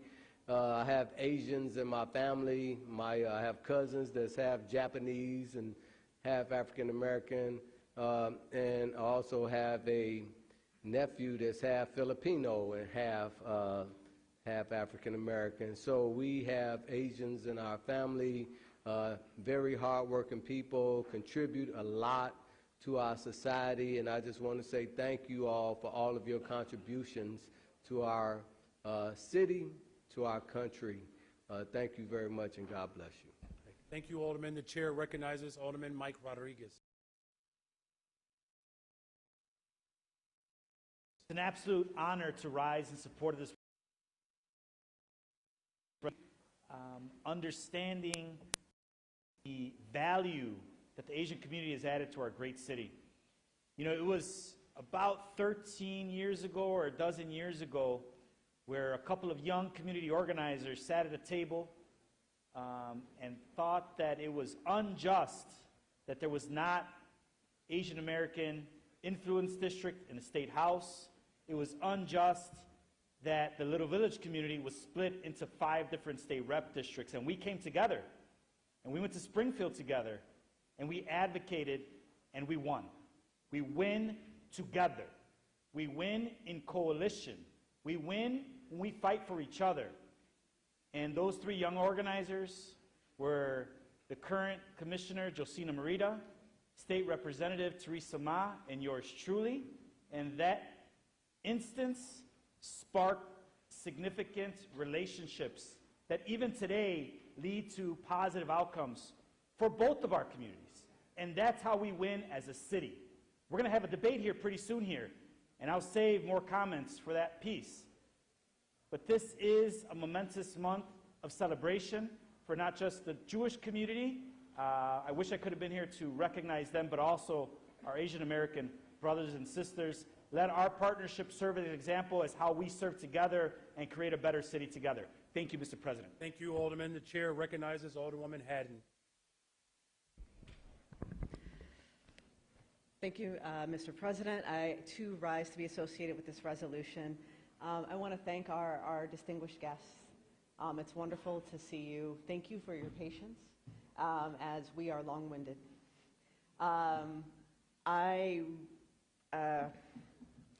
So much of our city and the fabric of our city, the things that we benefit from, as someone who moved to this city in my early adulthood, is special, is richer, and is brighter because of the contributions of all of the cultures that have been here, and the Asian American, Pacific Islander, and it's a very broad category with so many different contributions, makes Chicago just one of the greatest cities. So I very much appreciate representing the 49th Ward in Rogers Park, where we also have strong Asian American representation.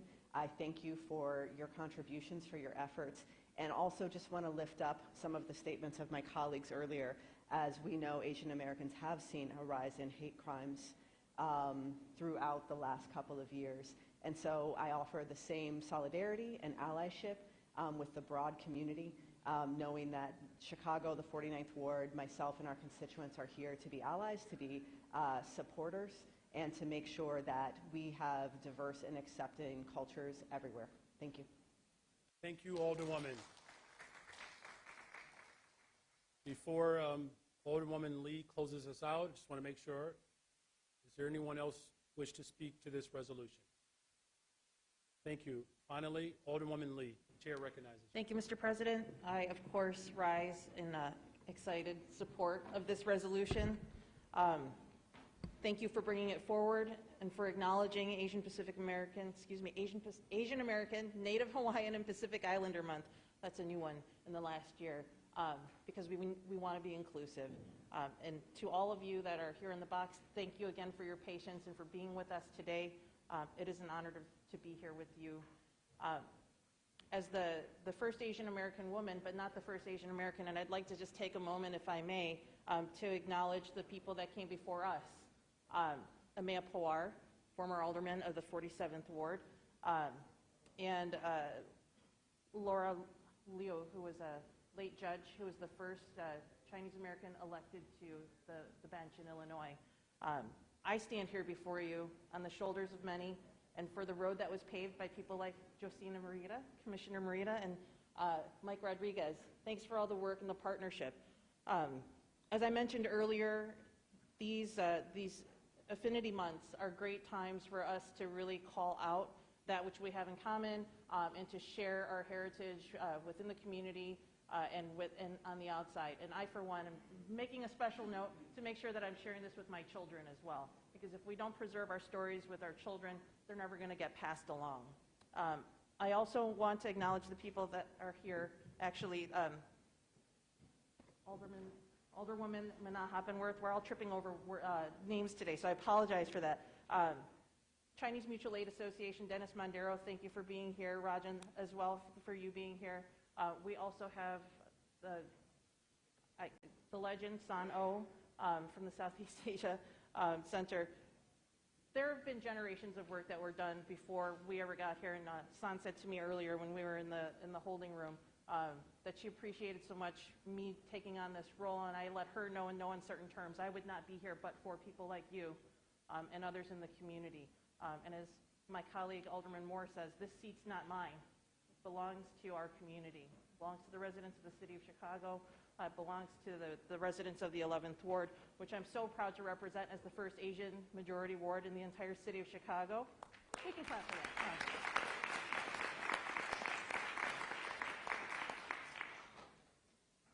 I want to acknowledge also the groundswell of growth in political activism in the Illinois community among Asian Americans, and I'm going to take a moment just to read off the names because, well, we need to. So we have, of course, at the federal level, our own Senator Tammy Duckworth. We have U.S. Representative Raja Krishnamurthy, not Roger Christian Murphy, if you've heard him speak before.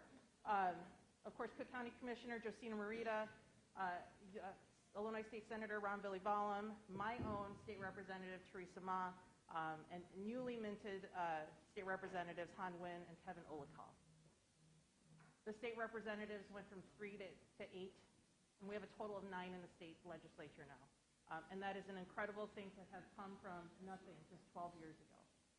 And for this body to now not just have 1, but 2 Asian American and women representing our community here in the city of Chicago. To the others in the box, I thank you for your service and for all that you did so that we could stand here before you today. Thank you very much, Mr. President. Thank you, Alderwoman. And so, again, let's just shout out a few of these names. Let's see how well I do, okay? Dennis Mondero, San O, Rajan Shahi, Trung Lu, Feng Juin, Hong Juen, Ho Tan, Gan Nugin, Hong, did I say that name already? Oh, Hong Nugin, Shabana Verma, and Paul Liu. Thank you very much. Yeah. So, of course, thank you. Thank you.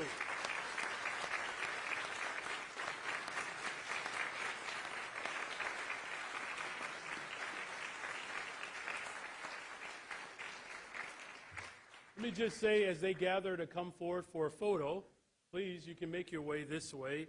During the month of May, we observe Asian American, Native Hawaiian, and Pacific Island Heritage Month to recognize and celebrate the remarkable achievements and contributions of our city's AAPI communities. Throughout Chicago's history, these communities have enriched the city's culture and has breathed life into our neighborhoods. And these communities will continue to do so. It is fitting that we are recognizing AAPI Heritage Month at this City Council. Of course, because we have some incredible history makers with Alderperson Lenny Mana Hoppenworth and, of course, Alderwoman Nicole Lee. Thank you very much to both of you. With your leadership, the AAPI communities are now only more represented than ever. Their interests and their values will be front and center in our daily work. So, of course, this is not out of obligation, this is an honor. So let us continue to stand against any expressions or acts of hatred against this community and make it known that Chicago is a city of champions when it comes to our diversity. Together, we must build a city that always honors our diverse communities' cultures, traditions, and lived experiences. And so together, we honor this incredible community. Thank you both. Thank you all very much.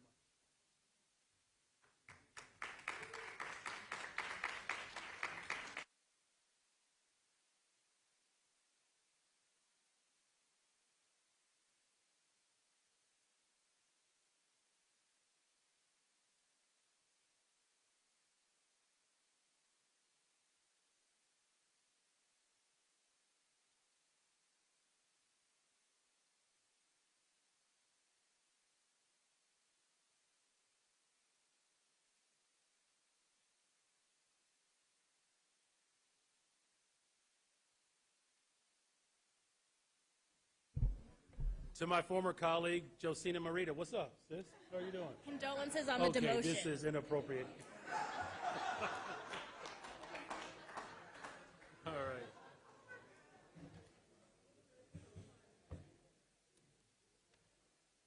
Alderman Mitchell, can I get a motion for the passage of all of these resolutions? Mr. President, I move passage of all three of these resolutions in the omnibus. Thank you. Hearing no objections, so ordered. I'm sorry, Alderman Mitchell. Yeah. I now move we return to the regular order of business. Hearing no objections, so ordered. Communications. Next up. Communications is honor the mayor, the honorable, the city council, the city of Chicago. Ladies and gentlemen, the request authorizing the issuance of tax-exempt bonds to develop the United Yard mixed affordable housing project. Favor consideration of this ordinance, I appreciate it. Very truly yours, Brandon Johnson, Mayor, for the Committee on Finance.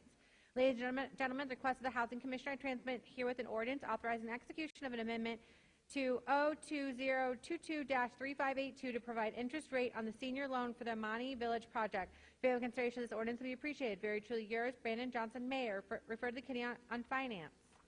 Ladies and gentlemen, the request of Commissioner of Planning and Development, transmit herewith an ordinance authorizing the execution of a Neighborhood Opportunity Fund redevelopment agreement with Little Village Business Incubator, LLC. Favor consideration of this ordinance will be appreciated. Very truly yours, Brandon Johnson, Mayor, refer to the Committee on Budget and Government Operations.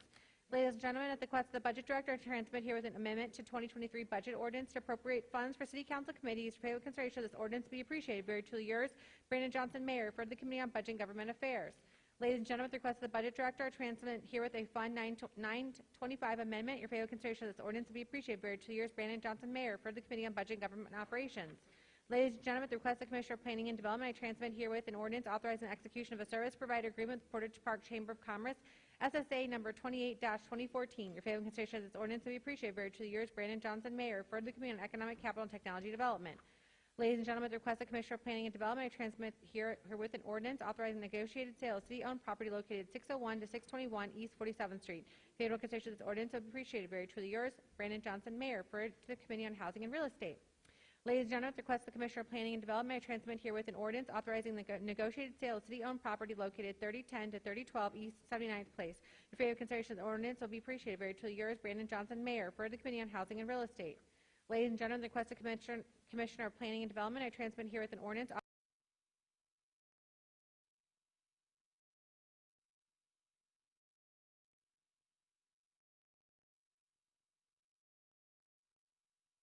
request the Commissioner of Planning and Development, I transmit here with ordinances authorizing the sale of city-owned properties under the adjacent neighbors land acquisition program. Favorable consideration of the ordinances will be appreciated. Very truly yours, Brandon Johnson, Mayor, for referred to Committee on Housing and Real Estate. Ladies and gentlemen, the request of the Commissioner of Transportation, together with Alderman Riley, Ramirez, Rosa, Dow, Burnett, and Martin, I transmit here with an ordinance amending the municipal code regarding outdoor dining program. Your favorable consideration of this ordinance will be appreciated. Very truly yours, Mayor, for the Committee on Licensing, Consumer, and Protection. Ladies and gentlemen, I have appointed myself, Mayor Brandon Johnson, as member of the Public Building Commission for a term effective immediately expiring September 30th, 2026, to complete the unexpired term of former Mayor Lori Lightfoot. Your favorable consideration of this appointment will be appreciated. Very truly yours, Brandon Johnson, Mayor, for the Committee on Zoning, Landmarks, and Building Standards. Ladies and gentlemen, I have appointed Annette Guzman as Budget Director. Your favorable consideration of this ordinance or appointment will be appreciated. Very truly yours, Brandon Johnson, Mayor, for the Committee on Budget and Government Operations. I, City Clerk Anna Valencia, hereby from the City Council inform the City Council that the following documents have filed in my office relating to the respective subject designated as follows. Executive Order Number 2023-2 declaring state of emergency result of migrant inflow. Executive Order Number 2023-3 regarding environmental justice and equity. Executive Order Number 2023-4 regarding preparation of recommendation memorandum for extension, amendment, and continuity of Clear Path Relief Program and Administrative Debt Relief Program. Executive Order Number 2023-5 regarding establishment of Pension Advance Fund.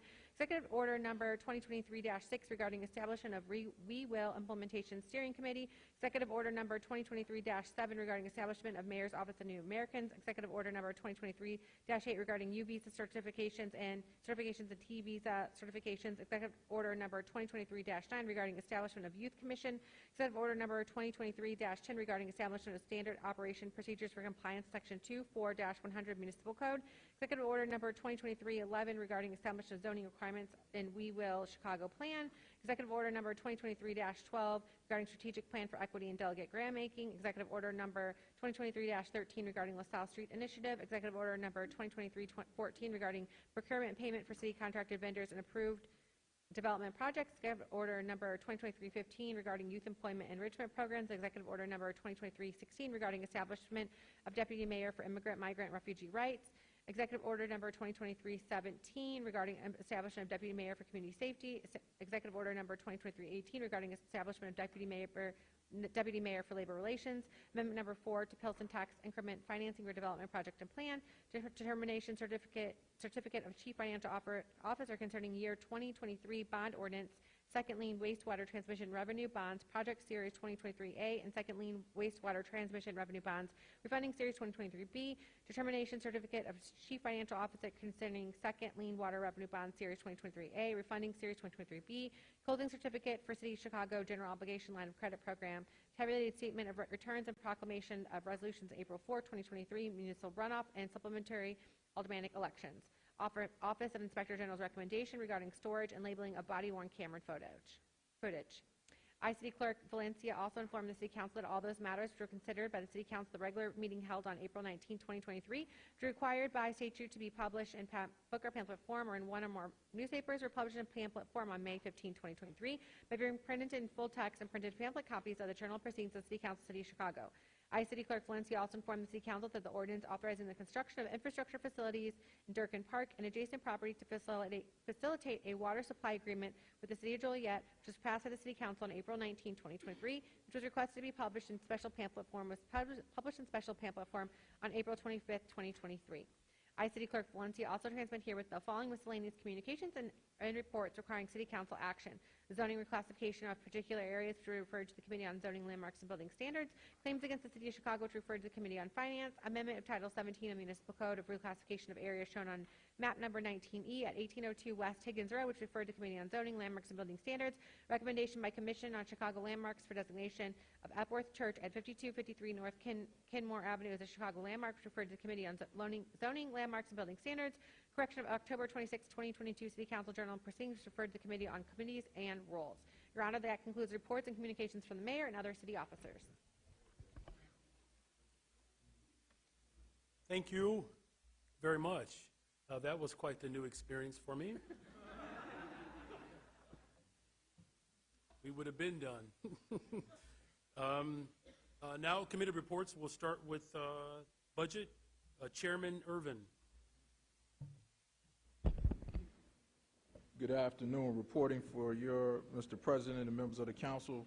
Reporting for the Committee on Budget and Government Operations was held the committee on May 9th, and the Joint Committee on Budget and Government Operations and the Committee on Immigrant and Refugee Rights, which held a subject matter hearing on April 28, 2023, recommends passage of the following items.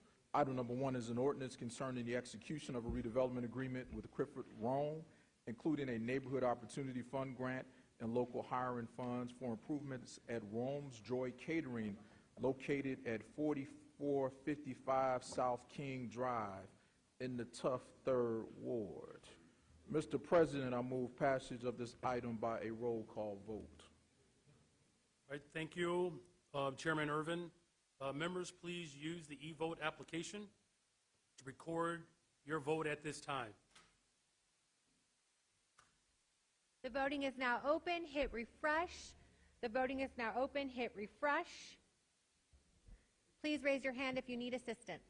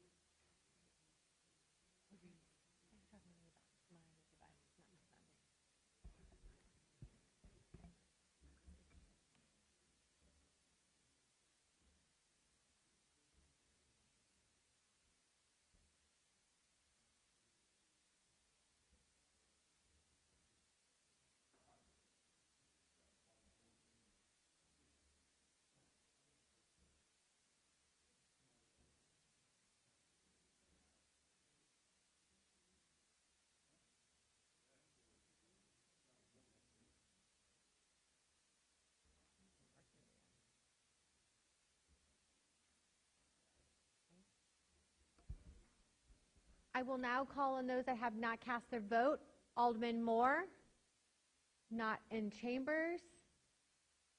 Alderman Vasquez. Oh, okay, it's in there now. Alderman Martin. Alderman Martin is a yes. Anyone I missed? All right, the voting is now closed.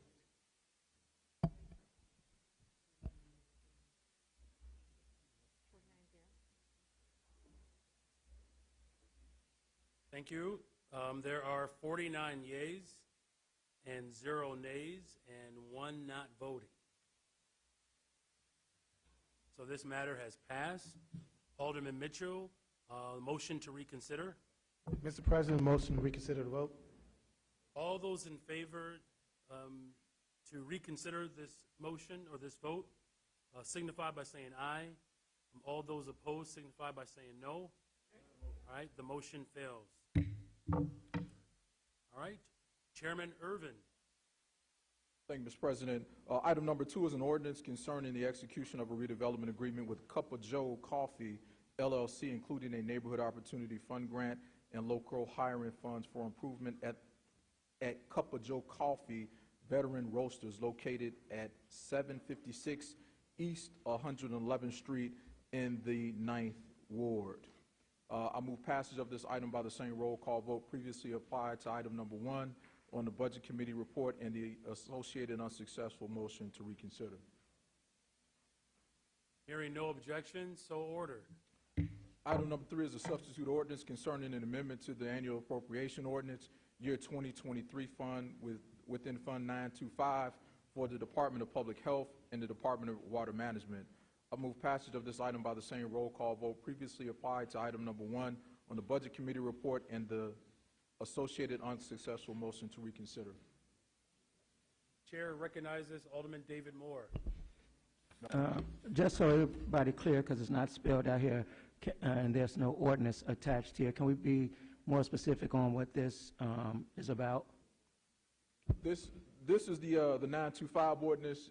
This is not the, there's a second ordinance dealing with the vaping and opioid and migrant. That will be the next item. This is the 925 just for public health and water management. But I'm saying, what it's public health and water management to do what? It's not clear, because I don't have the ordinance in front of us. Well, again, this item is, that item was discussed in committee. I don't have the actual ordinance in front of me right now to tell you that. Alderman, It'll be helpful helpful just for the public to know. Are we transferring so much money to water department? For the record. thank you. I recognize Chairman Irvin. I don't have that information in front of me. I could get that information for you after this meeting. I just do not have that in front of me right now. Alderman Moore. It'll be okay for me. I was just saying for the public concerned to know what we're passing here, because S02023-1604. So I understand that we are accepting grant funds by this ordinance. In the amount of? Chairman, has the amount been determined? I'm going to defer to so we former Chairman Dow to answer that question for you specifically as it relates to the amount of this specific change in the appropriation. So here's what we have here. Thank you, Alderman Moore. The information that the Alderman is requesting, specifically the amount, we can make sure that you get that and everyone else in this body receives that amount by the end of the day. Everyone has received the amount. It's not. This isn't anything new. So this is a carryover. I understand. No.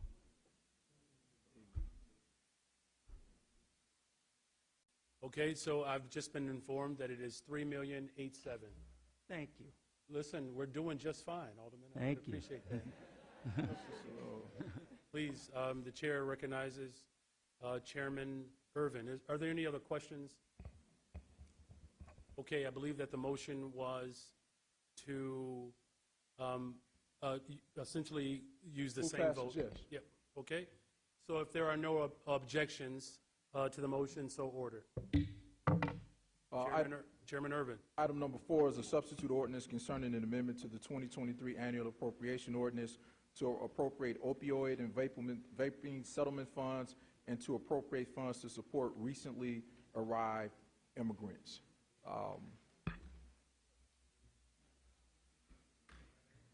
If there are, go ahead, Mr. President. I would reserve the right to close.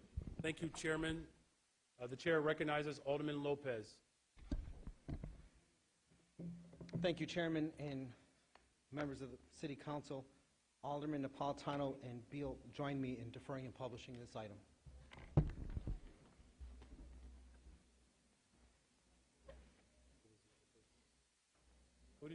Who was the other person? Who was the other alder person? Napolitano and Beal for the motion to defer and publish this item. So just to confirm, Alderman Lopez, Alderman Napolitano wish to, and Alderman Beal. Are there any other alderpersons? And so confirm these 3 alderpersons wish to, the matter will be deferred. Thank you. Chairman Irvin.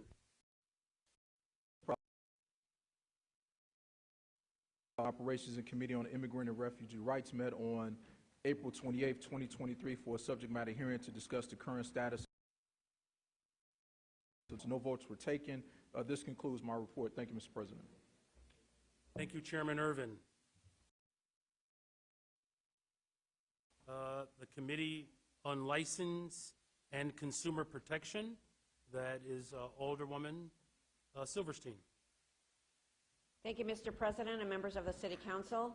I am reporting for the Committee on License and Consumer Protection. We held a virtual meeting on May 10th, 2023, and the following items were passed by the committee.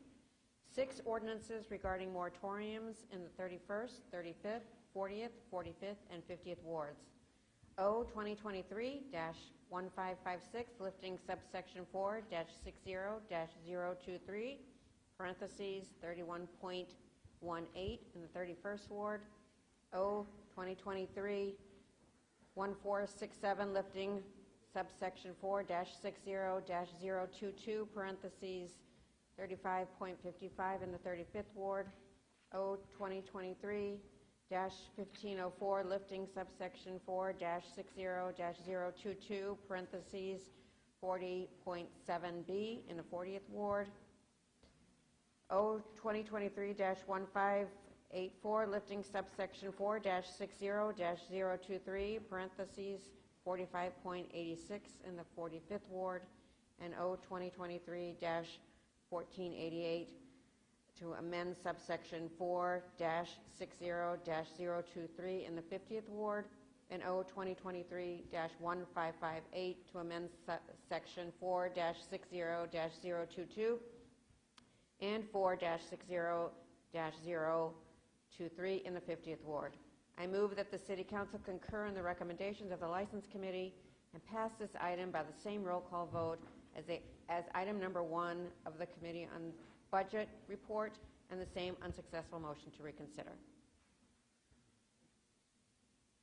So hearing no objection, so ordered. This concludes my report. Thank you. Thank you, Chairwoman. Chair now recognizes the Committee on Pedestrian and Traffic Safety, Chairman LaSpada. Thank you, Mr. President.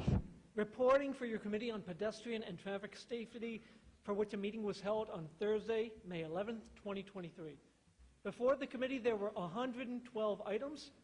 There were 111 routine traffic items that passed and 1 routine traffic item that did not pass. I move passage of these items in the omnibus. That concludes my report. Thank you. Hearing no objections, so ordered. The Chair now recognizes Committee on Special Events, Cultural Affairs, and Recreation, Chairman LaSpada. Sposato. All right. City Council, reporting for Committee on Special Events, Cultural Affairs, and Recreation, also known, Mr. President, as a happy committee, so hopefully you get to hang of that. Meeting which was held on May the 10th, 2023, recommends passage of the following item, the one item, I should say, 2023-994, City of Chicago Special Events Ordinance 2023. I move passage of this item by the first favorable roll call vote of the Committee on Finance, well, actually the Committee on Budget, I'm sorry, and associated unsuccessful motion to reconsider. All right. Thank you. Hearing no objections, so ordered. Thank you, Mr. President, and also thank you and the rest of the council for having faith in me to run this awesome committee again. And thank you for making us all happy, Chairman. Thank you. Thank you. Finally, the Chair recognizes the Committee on Zoning, Landmarks, and Building Standards. Chairman Ramirez Grossa. Mr. President and members of the Council, presenting a series of reports for the People's Committee on Zoning, Landmarks, and Building Standards, which held a meeting on May 9, 2023. These reports are grouped for convenience. The following items were passed by a majority of the members present. Page 1 contains document number 0-2023-1495, the historical landmark designation of the Clark Netsch House located at 1700 North Hudson Avenue in the 43rd Ward. I move passage of this item by the last most favorable roll call vote of the Budget Committee report and the associated unsuccessful motion to reconsider. Pages 1 through 4 contain various map amendments in the 3rd, 7th, 10th, 17th, 28th, 29th, 42nd, 45th, and 47th wards. I move passage of these items by the same motion if there is no objection. Lastly, pages 5 through 6 contain various large signs over 100 square feet in area, 24 feet above grade in the 4th, 8th, 11th, 13th, 18th, 22nd, 25th, 27th, 28th, 35th, 36th, 37th, 41st, and 42nd wards. I move passage of these items by the same motion if there is no objection. Mr. President, that concludes my report. Thank you. Thank you. Hearing no objections, thank you. I believe that completes and concludes our committee reports. Agreed calendar. Matters on the agreed calendar. Chairwoman Harris. Thank you, Mr. President. I received from City Clerk Andrea M. Valencia a total of 83 items proposed for the agreed calendar, consisting of congratulatory, commemorative, and tributary resolutions for the following alderpersons: Alderperson Harris, Alderperson Quinn, former Alderperson Burke, Alderperson Raymond Lopez, Alderperson Coleman, Alderperson Curtis, Alderperson Tavares, Alderperson Mitz, Alderperson Spazzato, Alderperson Vasquez, Alderperson Lawson. I received, I move passage of the agreed calendar in the omnibus. Hearing no objections, thank you, so ordered.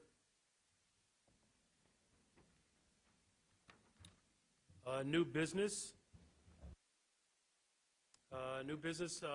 Madam Clerk, will you call the wards, beginning with the first ward?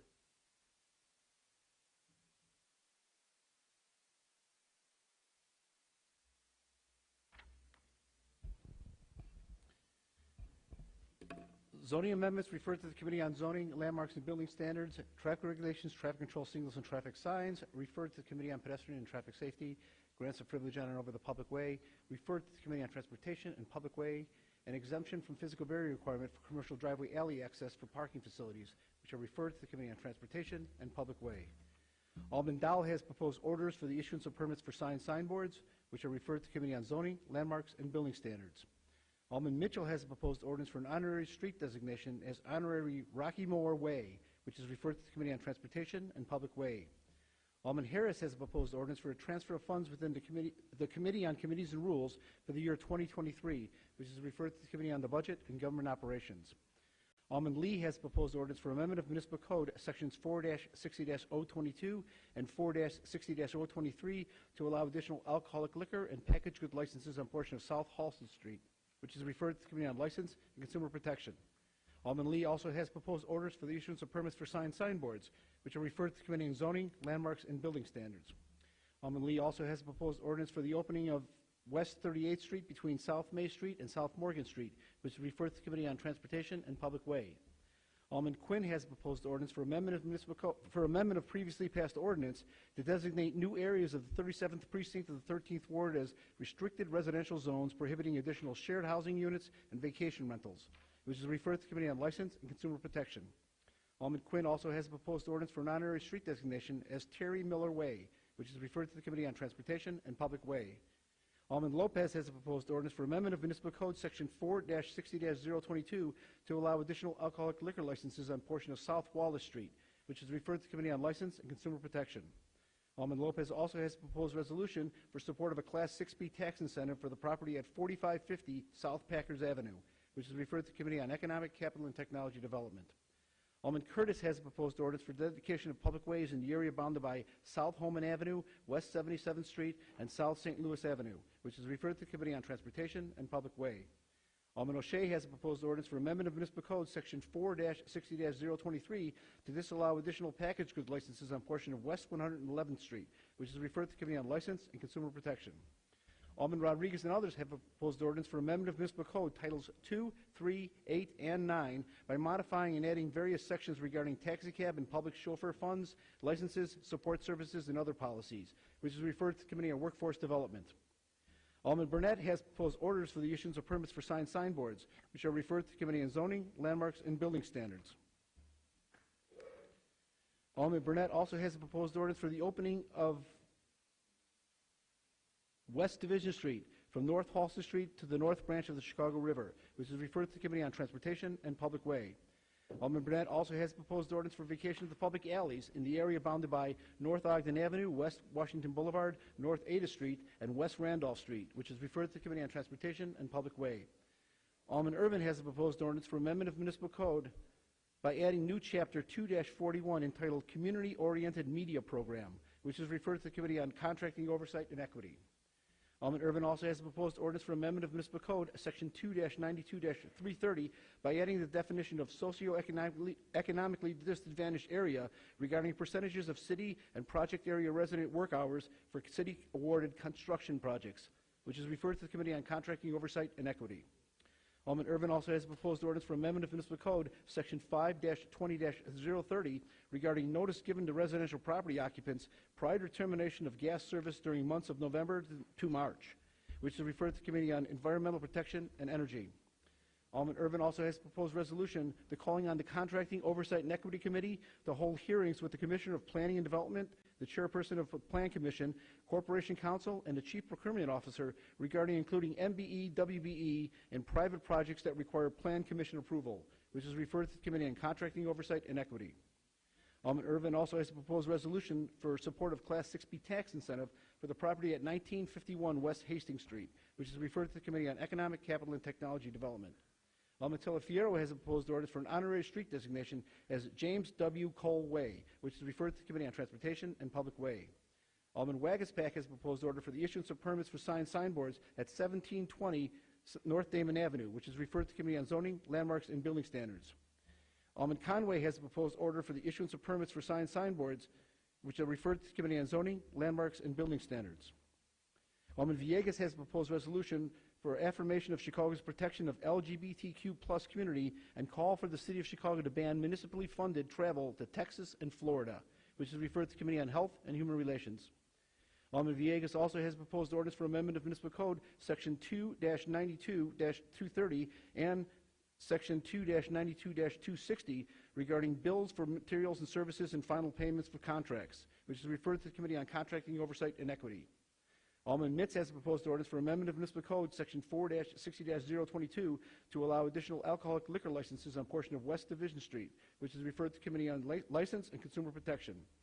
Alderman Sposato has a proposed ordinance for an honorary street designation as Honorary Larry Chase Way, which is referred to the Committee on Transportation and Public Way. Alderman Napolitano has proposed orders for the issuance of permits for signboards, which are referred to the Committee on Zoning, Landmarks, and Building Standards.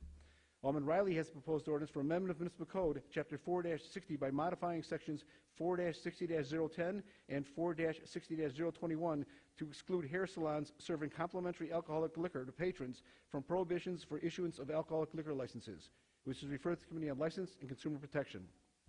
Alderman Riley also has a proposed ordinance for amendment of municipal code, Section 4-60-022 and 4-60-023, to disallow additional alcoholic liquor and packaged goods licenses on portions of various streets, which are referred to the Committee on License and Consumer Protection. Alderman Riley also has a proposed order for the issuance of a permit for a signboard at 656 West Randolph Street, which is referred to the Committee on Zoning, Landmarks, and Building Standards. Alderman Riley, Alderman Wagaspack, and Alderman Hopkins have proposed ordinance for amendment of municipal code, Chapters 4-4 and 4-60, by modifying various sections regarding noise abatement and issuance and renewal of alcoholic liquor licenses, which is referred to the Committee on License and Consumer Protection. Alderman Lawson has proposed ordinance for amendment of municipal code, Chapter 17-7, by adding and modifying various sections, which is referred to the Committee on Zoning, Landmarks, and Building Standards.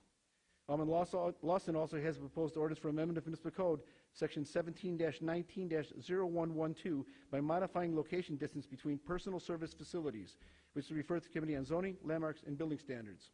Alderman Gardner has a proposed ordinance for amendment of municipal code, Section 4-60-023, to allow additional packaged goods licenses on a portion of North Central Avenue, which is referred to the Committee on License and Consumer Protection. Alderman Haddon has a proposed ordinance for an honorary street designation as Honorary Don Saley Way, which is referred to the Committee on Transportation and Public Way. And Alderman Irvin has a proposed order for amendment of employee resource EO1-11, which is referred to the Committee on Police and Fire. Your Honor, that concludes the presentation of aldermanic introductions. Thank you. Now we will move to the approval of the journal. Alderman Mitchell, for approval of the journal, any corrections?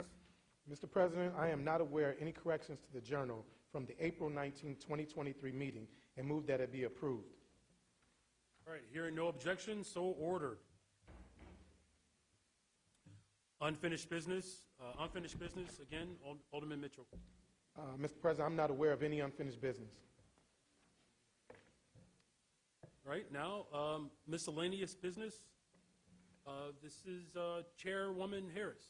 Thank you. Mr. President, I move for the temporary suspension of the rules for the immediate consideration of a resolution. This resolution, offered on behalf of the body, disposes of certain matters pending in committee prior to April 19, 2023, or otherwise not finally acted upon.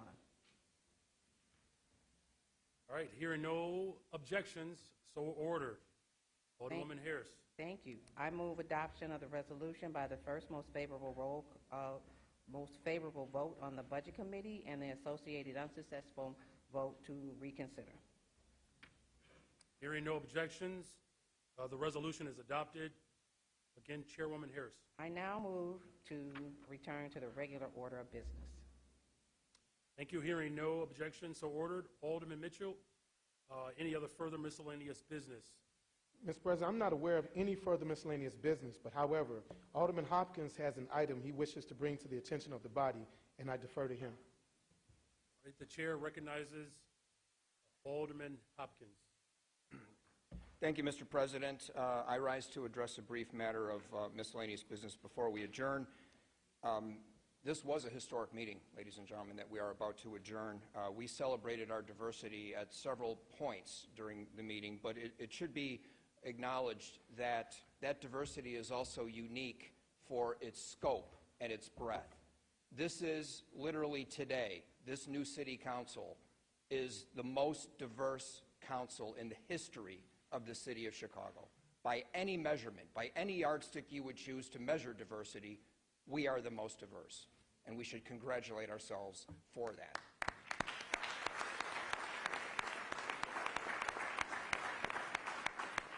But of course, that diversity means such a variety of people come together, and they represent various backgrounds, beliefs, ideas, traditions, lived experiences, and, yes, opinions. And human nature being what it is, it's inevitable that such a variety of opinions will occasionally clash into disagreement. Indeed, we had some disagreements today. We had some significant disagreements in this meeting today. So it's incumbent upon all of us as we start this new term to assert our commitment to a culture of inclusiveness and a culture of mutual respect for us to conduct our business as a city council going forward. That did not always happen in the past 4 years, as you know. But a new day has dawned. We have new leadership which, Mr. President, by your example, you set the example and you set the tone for all of us to go forward. And I'm encouraged by that. I'm grateful for it, and we all should be. Because, as I said, the past 4 years saw some moments in time in this chamber where we stepped out of decorum, and none of us were honored by that, and none of us felt good about that. And we need to affirm our commitment to not letting that happen again. And I don't mean to just single out the city of Chicago. Actually, incivility in public meetings is really a national phenomenon. And the Illinois Municipal League, in their current edition of their monthly magazine, has an article that talks about this very phenomena happening in many other governments around the state of Illinois. They represent over 1,200 city councils and village boards in the state of Illinois, and they're asking each one of us to take the action I'm suggesting we take here today, which is to sign a civility pledge that they have prepared along with an affiliated resolution. And at this point, Mr. President, I would ask for leave to suspend the rules to allow the clerk to read the resolution into the record, following which I will make some brief closing remarks. Thank you. Okay, hearing no objections, clerk, please read the resolution. Whereas a recent poll by the Georgetown Institute of Public Service found that 63% of voters believe decreasing levels of respect among colleagues within legislative bodies and incivility during public meetings is a serious threat to our democratic system of government. Whereas the mayor and members of the Chicago City Council recognize that the public exchange of diverse ideas, viewpoints, and robust debate are essential to democratic self-governance. Whereas the mayor and members of the Chicago City Council recognize the importance of engaging in free and spirited debate while maintaining the highest standards of civility, honesty, and mutual respect. Whereas the Illinois Municipal League, IML, has prepared a civility pledge which promotes the core tenets of civility and has launched a statewide initiative to encourage all 1,295 municipal governments in Illinois to adopt the pledge. And whereas the civility pledge states, in the interest of civility, I pledge to promote civility by listening, being respectful of others, acknowledging that we all are striving to support and improve our community, understanding that we each may have different ideas for achieving this objective. And whereas in his inaugural speech, President Abraham Lincoln addressed Congress with the words, "We are not enemies but friends. Though passion may have been strained, it must not break the bonds of affection." And whereas in order to publicly declare a commitment to civil discourse and express concern for the common good and welfare of all residents of the City of Chicago, the mayor and members of the City Council are hereby encouraged to adhere at all times in the course of their duties to the tenets expressed in the civility pledge. Now, therefore, be it resolved that the mayor and members of the Chicago City Council are respectively asked individually to affirm their signature on the pledge document as presented to the honorable body by the Illinois Municipal League as a sign of good faith and commitment to the ideals exposed to them. Therein. Thank you, Madam Clerk. The chair recognizes Alderman Hopkins. Thank you, Mr. President. So, colleagues, friends, I would simply ask you to affix your signature to the civility pledge as prepared by the Illinois Municipal League, and just leave it at your desk. The clerk staff will collect it after the meeting. Thank you, Mr. President, and I yield back to Alderman Mitchell, who will indicate if there's any further miscellaneous business. Thank you. Thank you, Alderman Hopkins. Alderman Mitchell, any further business? Well, Mr. President, miscellaneous business? I handed up to the clerk an ordinance to, I've handed up an ordinance to the clerk setting the date and time of the next meeting. Oh, well, thank you for doing that. Yeah. Thank you. The date and time of the next meeting. Thank you, Alderman Mitchell. Madam Clerk, what did he give you? Well, let's see. Ooh. Be ordained by the City Council of the City of Chicago, Section 1, the next regular meeting of the City Council of the City of Chicago shall be held on Wednesday, May 31st, 2023, beginning at 10 a.m. in the Council Chamber on the second floor in City Hall, 121 North LaSalle Street, Chicago, Illinois. Section 2, the ordinance shall take effect and be enforced from and after its passage. Gregory Mitchell, Alderman, 7th Ward. Thank you, Madam Clerk, for reading the ordinance. The chair recognizes Alderman Mitchell. Mr. President, I move passage in the omnibus. All right. Hearing no objections, so ordered. The chair recognizes Alderman Mitchell. Mr. President, I move that the matters in the omnibus be passed by the first most favorable roll call vote by the Committee on Budget and the associated unsuccessful motion to reconsider. Again, hearing no objections, so ordered. Before I pass it back to you one more time today, Alderman Mitchell, I just want to thank this body for its welcoming spirit, or as I like to call it, the soul of Chicago. Appreciate the energy and the effort, and those residents and constituents who joined us today. Thank you for your commitment to democracy. And with that being said, let's have an incredible weekend, and let's make sure that we do everything that we can to make sure that we have a better, stronger, safer Chicago. The chair recognizes Alderman Mitchell. Mr. President, there being no further business before the body, I move that we adjourn. Hearing no objections, so ordered. The meeting is adjourned.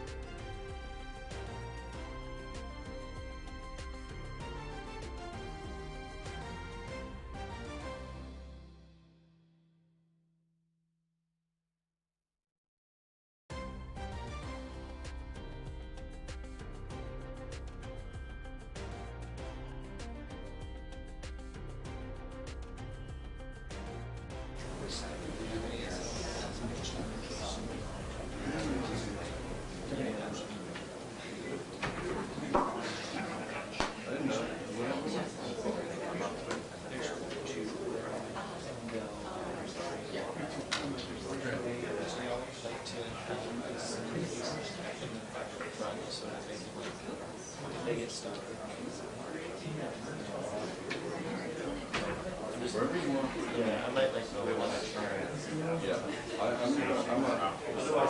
we should talk about this like upstairs. I don't think that next time, but for right now, what you do. I appreciate it.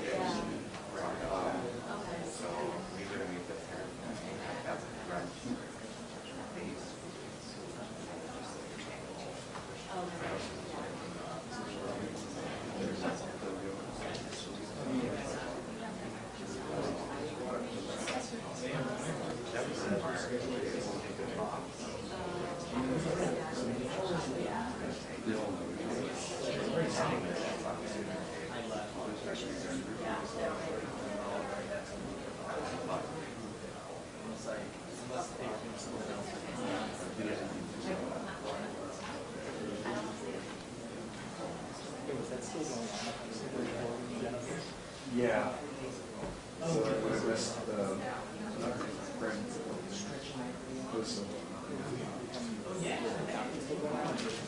conference in like the fifth ring. Yeah. Kind of bummed. It was Seattle and everything, but we got the invitation. Yeah.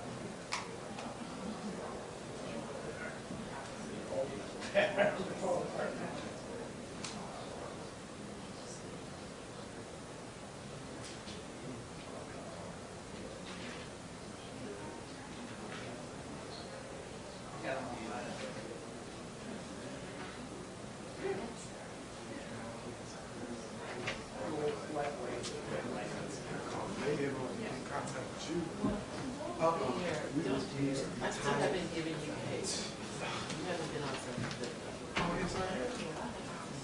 Why? Because of him.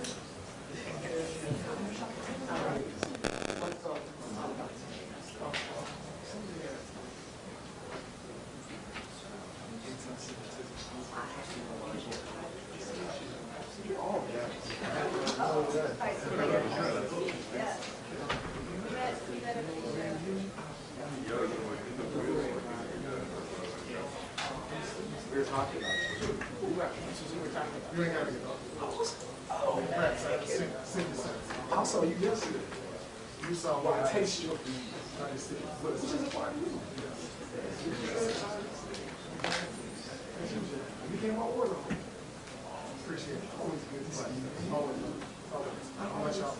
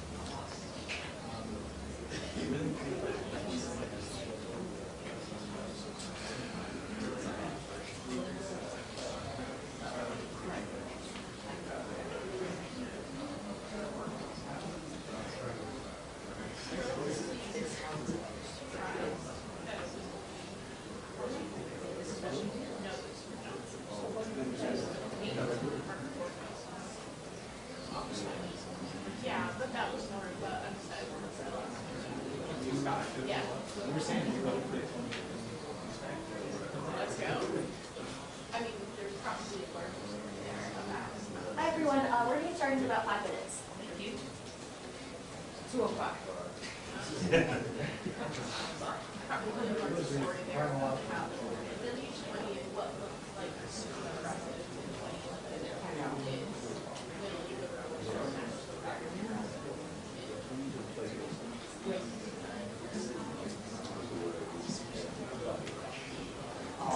Okay, that was almost a literal sentence. Almost. That was fire.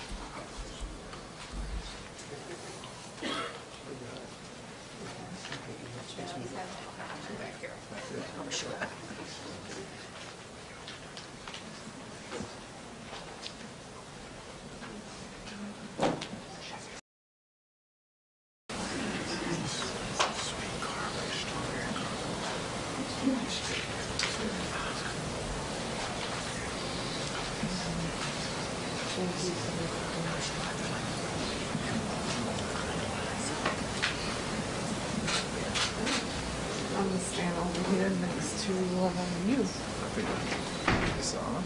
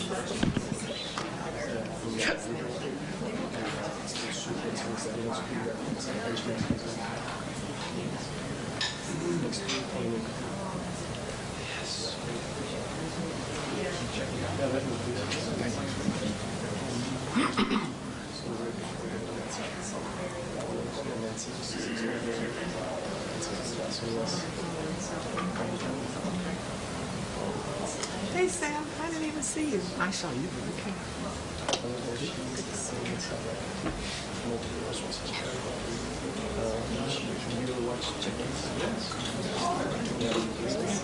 Yeah.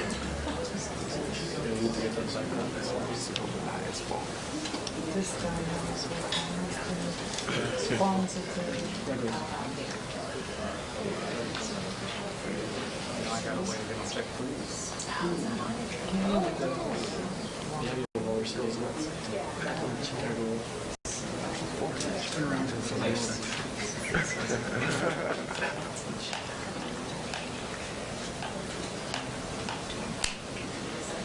When I think about growing up in Evanston, a lot of it is family. It's a real foundational feeling that's never left me. I love the commitment to surviving winter. I love the drive to always be better. I love the passion for our sports teams.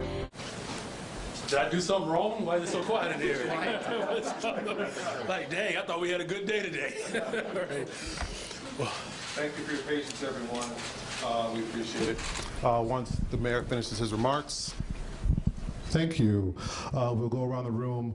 Each reporter will get a chance to ask a question. So once again, thank you, and we'll get started, Mr. Mayor. thank you, and good afternoon, everyone. Thank you for being here today. I would like to recognize Alderwoman Pat Dow, Alderman Will Hall, Alderman Lamont Robinson.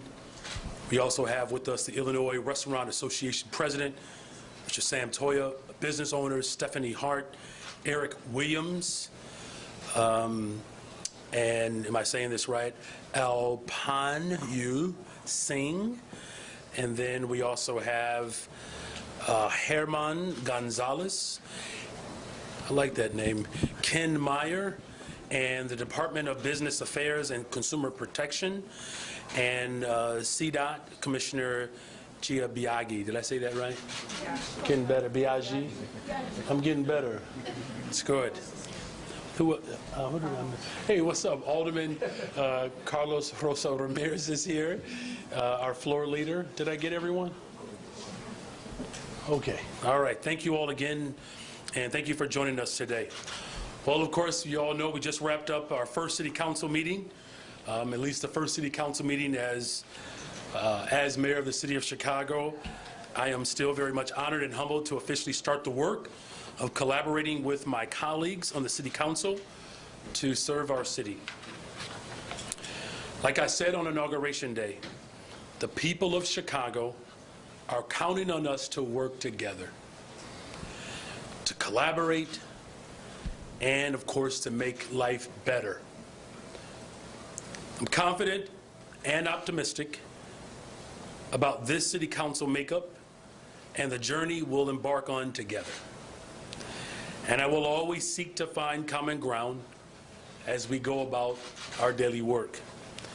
A few weeks ago, we launched the Unity Council Organization Plan for the City Council to ensure that all of our alderpersons from across the city are coming together and delivering real results for Chicagoans. This plan will empower the most diverse group of council chairs in the history of the city of Chicago to ensure that our government reflects the diversity of our communities and that our values are represented. Our committee chair appointments include some historic firsts, including the appointment of the first woman Finance Committee Chair, which is Alderwoman Pat Dow, and for the first time, the Budget, Rules, and Finance Committees are all led by Black alderpersons. We are also celebrating the first ever chairmanship of a committee by a Latina woman, and of course, a record of 7 Latinx alderpersons serving as chairs. Also, under this reorganization plan, we have strengthened the council's ability to address comprehensive solutions to public safety and, of course, to provide oversight and support to our city's first responders through the creation of a new police and fire committee in addition to the existing public safety committee. The 2 subcommittees that will be created under this plan, revenue and youth employment, will support my administration's priorities around finances for year-round youth employment. We saw newly appointed leaders in action today, including Alderman Samantha Nugent, serving as the President Pro Temp, Alderwoman Stephanie Coleman as the Assistant President Pro Temp, and of course, Alderman Walter Burnett as the first Black person to serve as Vice Mayor in the history of the City of Chicago. And of course, my dear brother and friend, Alderman Carlos Rosa, serving as the floor leader.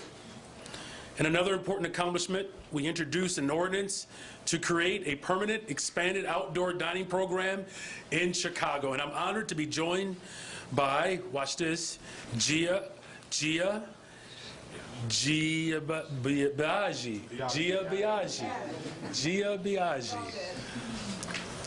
We're going to call her Gia today. She's so important, so famous, she has one name, like Cher or Madonna, so just Gia. Commissioner of the Chicago Department of Transportation. Of course, Ken Meyer with the Department of Business Affairs and Consumer Protection, whose work will be essential in making this program a success. Of course, now I would like to turn it over to Ken and local restaurant owners, Alpanyu. Apana. Come on now.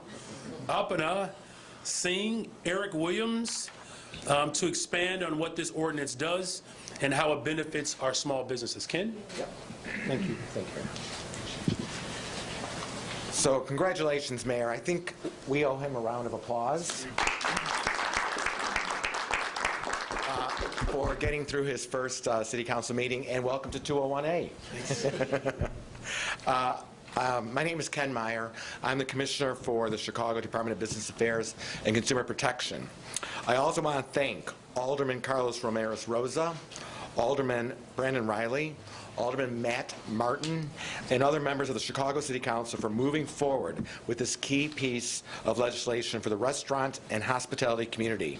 I also want to thank my colleague, Gia Biaggi, Commissioner for the Chicago Department of Transportation, and her team for the continued collaboration since the inception of the original program back in May of 2020. CDOT and BACP have been working together and listening to alderpersons, restaurateurs, chambers, and of course our industry partners like the Illinois Restaurant Association to ensure that this program is beneficial for restaurants, visitors, residents, and workers in all Chicago's 77 neighborhoods. The program has become popular and impactful way to support the city's restaurant and hospitality industry by creating inviting outdoor dining for our residents and visitors. Chicago has always had outdoor dining options.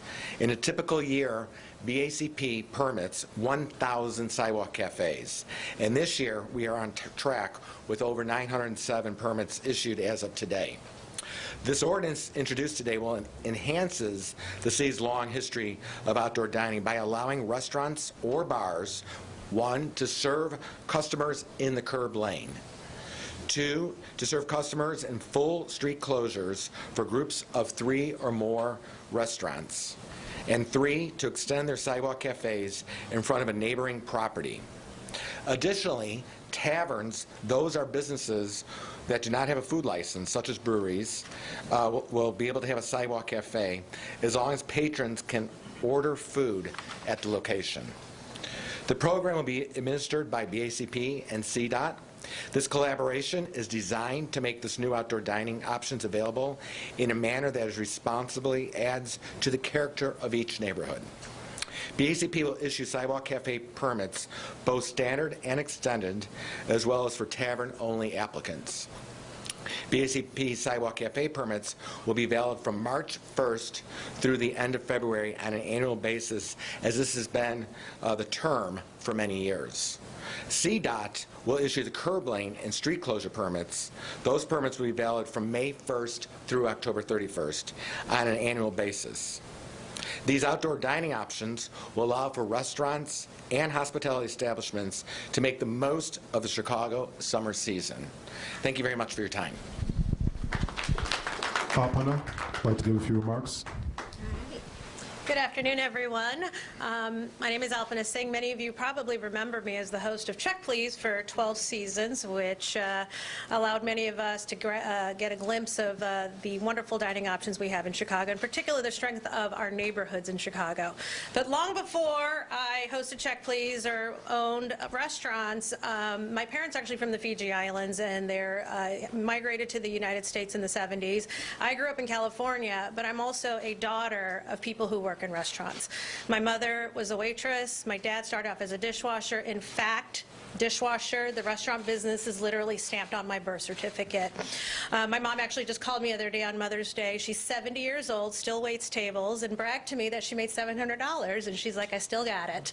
And I said, yes, you do, Mom. But both of them worked in restaurants, and it that work allowed them to raise 2 kids, to live the American dream, a path that allowed me to become the youngest female master sommelier, and only South Asia never to do so. It was a path that led me to Chicago to eventually open 4 restaurants, and so I'm very grateful for what the work that the restaurant business provides. When the pandemic hit, it was so instrumental to be able to have that option, to have that outdoor dining.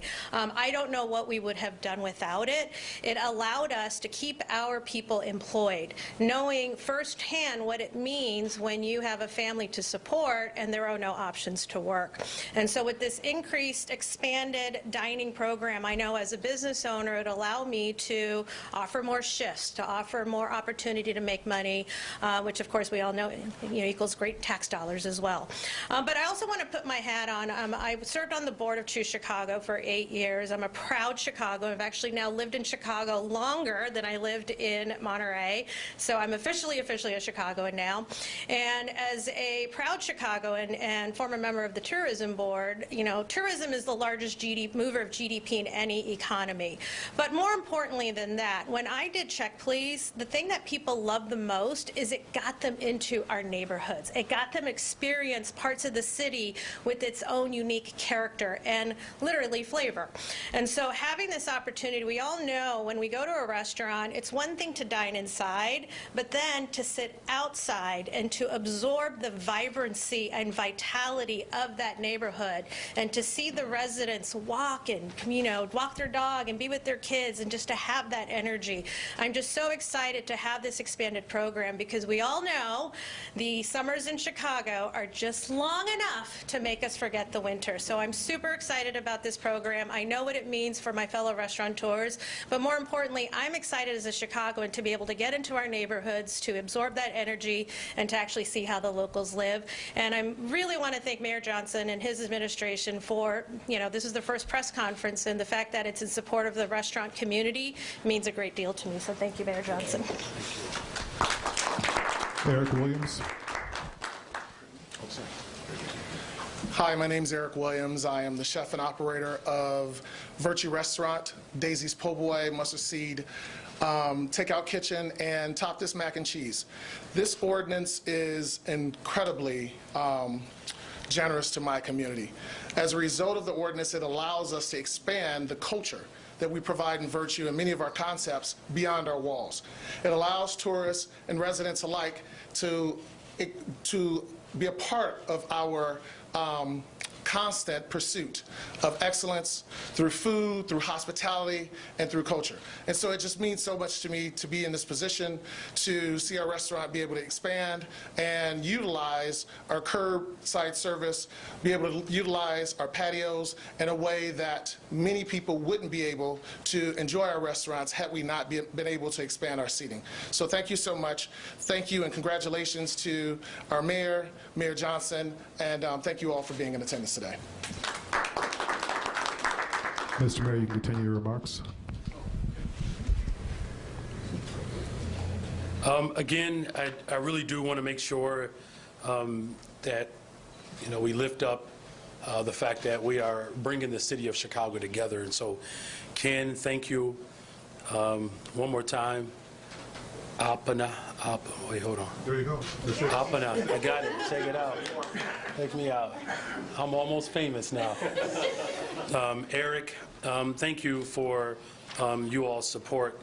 And, as Ken was indicating, the importance and the value of making sure that the city of Chicago and all of our assets thrive. That is the ultimate reflection of the soul of the city of Chicago. And for the record, I've been working on a vegan, dairy-free mac and cheese. So I'm hoping that once the outdoors, don't judge me. I'm just saying I'm working on that. And when the outdoors open up, I want to be able to bring mine and see if I can win in the taste-off. Understood. Is that okay? Game on. Yeah, okay, right. He never said yes. He just said game on. All right. Any questions? Yeah, well, I'll take questions starting in the corner with Craig Delamore. And hello, Mr. Mayor. Now, first time I get to call you that. Obviously, there was an expectation today that the council was going to consider the additional funding for migrants. In the past, we might have had, after a DNP, a meeting 2 days later. You actually scheduled it for next Wednesday. What do you hope to happen between now and then? Well, look, as I've stated before, it's important that we recognize that the body of government, the legislative branch of the city of Chicago, has the ability to prepare, as well as, obviously, the executive branch. But we also want to make sure that the residents of the city of Chicago have an opportunity to actually participate as well. Look, my goal is to continue to bring the fifth floor and city council closer to the community. And so by providing at least a week's time to prepare. I hope that that is signaling a new day in the city of Chicago. Do you expect any formal meetings, or is this more a matter of just reaching out and listening back? Well, look, I mean, we have business to get done. This is an urgent matter, and so, my hope is that next Wednesday, we can deliver on our commitment to make sure that we are providing the support that's needed to address this crisis that my administration inherited. Look, I woke up April 4th with the full expectation to become the mayor of the city of Chicago, and on April 4th that happened. Now that I'm sworn in, all of the challenges that predate me, we have to address. And so, next week, the hope is that we get the people's business completed. Thank you. Hello, Mayor. Dave Glowetz, Inside Chicago Government. At today's meeting, a couple of the members indicated that they felt excluded from your unity plan for the committee structure. What do you think of the validity of their claims? Well, look, today was clearly a demonstration of our collective work. If you're keeping score, I believe it was 41 alderpersons voted for it. I would consider that an A. I don't know what a brother got to do to get a high five around here. But we made history today. Everybody had a chance and opportunity to weigh in on this. And it's reflected in the body of work. We made history, again, with chairs that represent the Latinx community, making history with Alderwoman Pat Dow, Walter Burnett. When have you ever heard in the history of the city of Chicago that we were able to make that type of transformational position in this stance? It's a good day for the city of Chicago. And for those who wish to continue to have their voices heard, that will continue to happen under my administration. Fran. Mr. Mayor, why does the vice mayor need a $400,000 budget? Well, it's important that we recognize that every single operation, the city council, requires us to commit to investing in people. And so the work that will be done through that particular position will require us to invest in people. And so that budget reflects what I've always said, that in order to be able to deliver the services for the people of Chicago, we have to invest in people. And some of the aldermen who delayed the migrant funding said they want to see a long-term plan from you. What is your long-term plan? This is sort of a game of whack-a-mole. It'll only carry the city through the end of June. Well, as I said before, look, this is, a dynamic that I inherited. And, I understand the urgency in this moment. And it's why, first of all, I've made it very clear that we're not going to allow the political stunts that are being carried out around the country to divide the city of Chicago.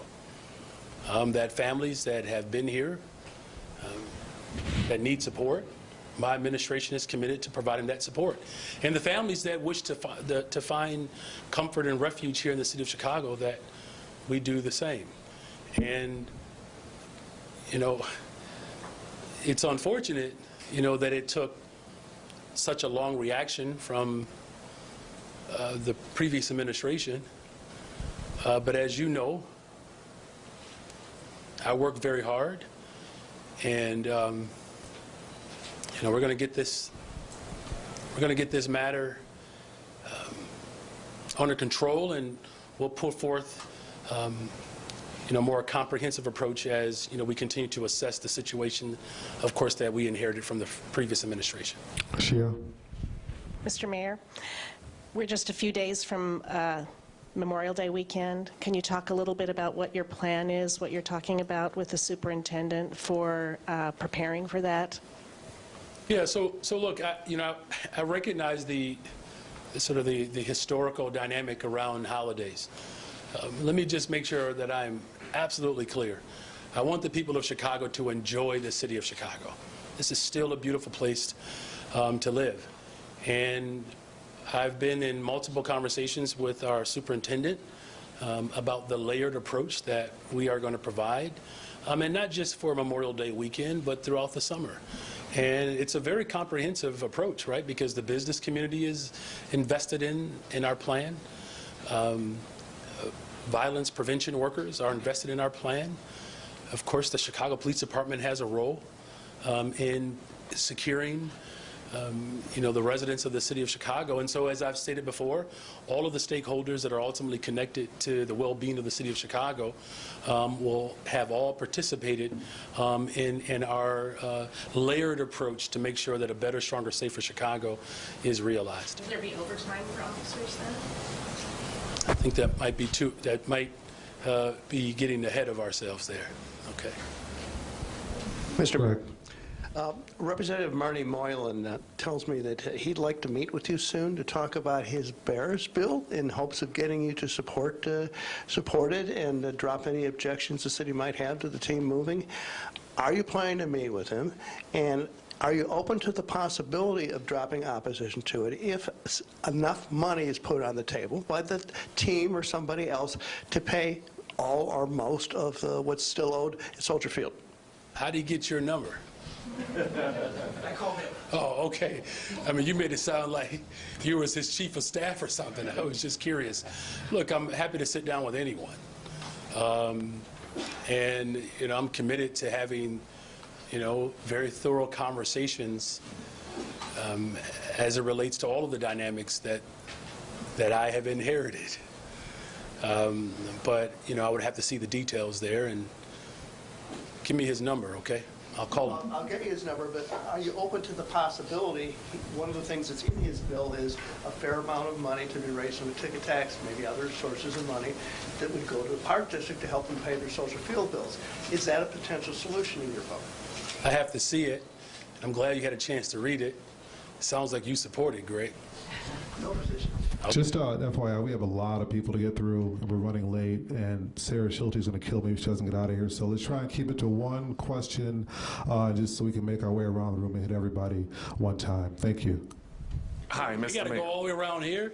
Oh, geez, Greg, come on, man. Hi, Mr. Mayor. My question is immigration. With the city housing immigrants, what about the city residents who were born and raised here, who are homeless? You have a huge homeless teen population. What are your plans to deal with that? Yeah, look, thank you for the question. As I've said repeatedly, we have to do right and support the families and the residents who have suffered in the city of Chicago for decades now. In fact, along the campaign trail, I believe I'm the only one who actually put forth a comprehensive plan to address the unhoused. Look, I'm still a supporter and proponent of the Bring Chicago Home ordinance and the organizing that's committed to having a revenue stream to ensure that we're supporting those families.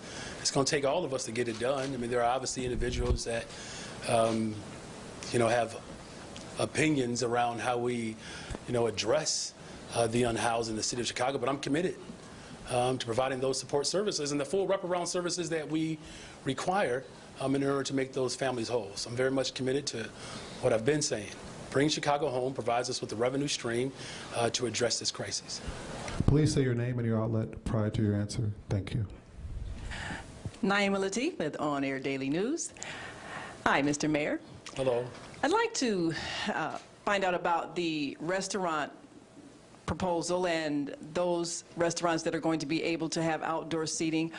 Are there any limits to the number of restaurants that can apply? And what are measures in place to ensure that all neighborhoods can participate in this program? Thank you. Ken? Yes. Thank you. It's up to that restaurateur to actually put in an application to my department for either a sidewalk cafe. And the reason we have so many different options is when you look at different sidewalks and different lengths of sidewalks across our various communities, some sidewalks are a little bit narrower, which don't necessarily allow for the 6-foot clearance for accessibility. That's why we want to allow them to go into the curb if they want to. Some folks may have a wide enough sidewalk, but still also may want to go in the curb lane. But there is no restriction on the number. I think that's just a lot about the popularity of them. If consumers continue to enjoy them, I think you'll see more and more restaurateurs applying for them. Hi, Mr. Mayor. Heather Sharon, WTTW. The arrival of the asylum seekers and sort of the city's problems in trying to find a place to house them has really exacerbated tension between Chicago's Black community and Chicago's Latino community. What are you going to do to sort of address that tension? We heard it today during public comment, and we heard it a little bit here at the press conference. And how worried are you about that tension? Well, you know, the tension that you are feeling, that we're all feeling, has more to do with the fact that we've had for too long Black residents that have had to bear the brunt of previous administrations and their austerity budgets. In fact, if you listen closely to the testimony, Black residents are not mad at migrants for seeking asylum here in the city of Chicago. You know what they're upset about?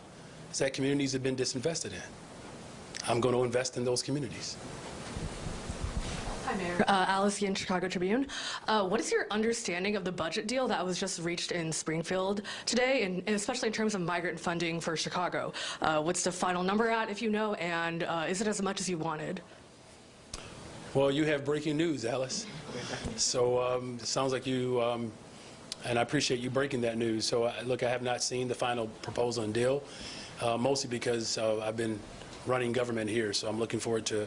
Based on your last interaction with Pritzker administration in Springfield, do you think it's... Well, look, our requests are pretty clear. You know, we want to make sure that our school district is supported with social workers and nurses.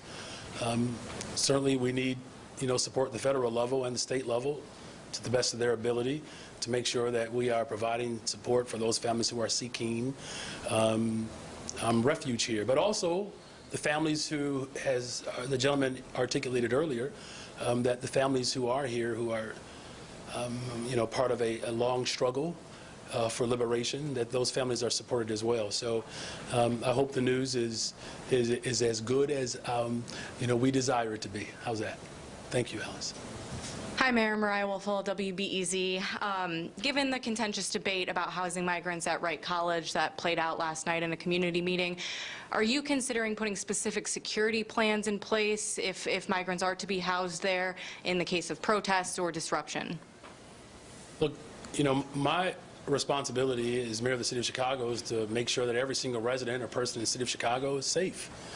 And so, you know, we have to, of course, assess that dynamic and how it reflects our desire ultimately to make sure that no matter who you are, that you have a safe, secure place to be able to lay your head.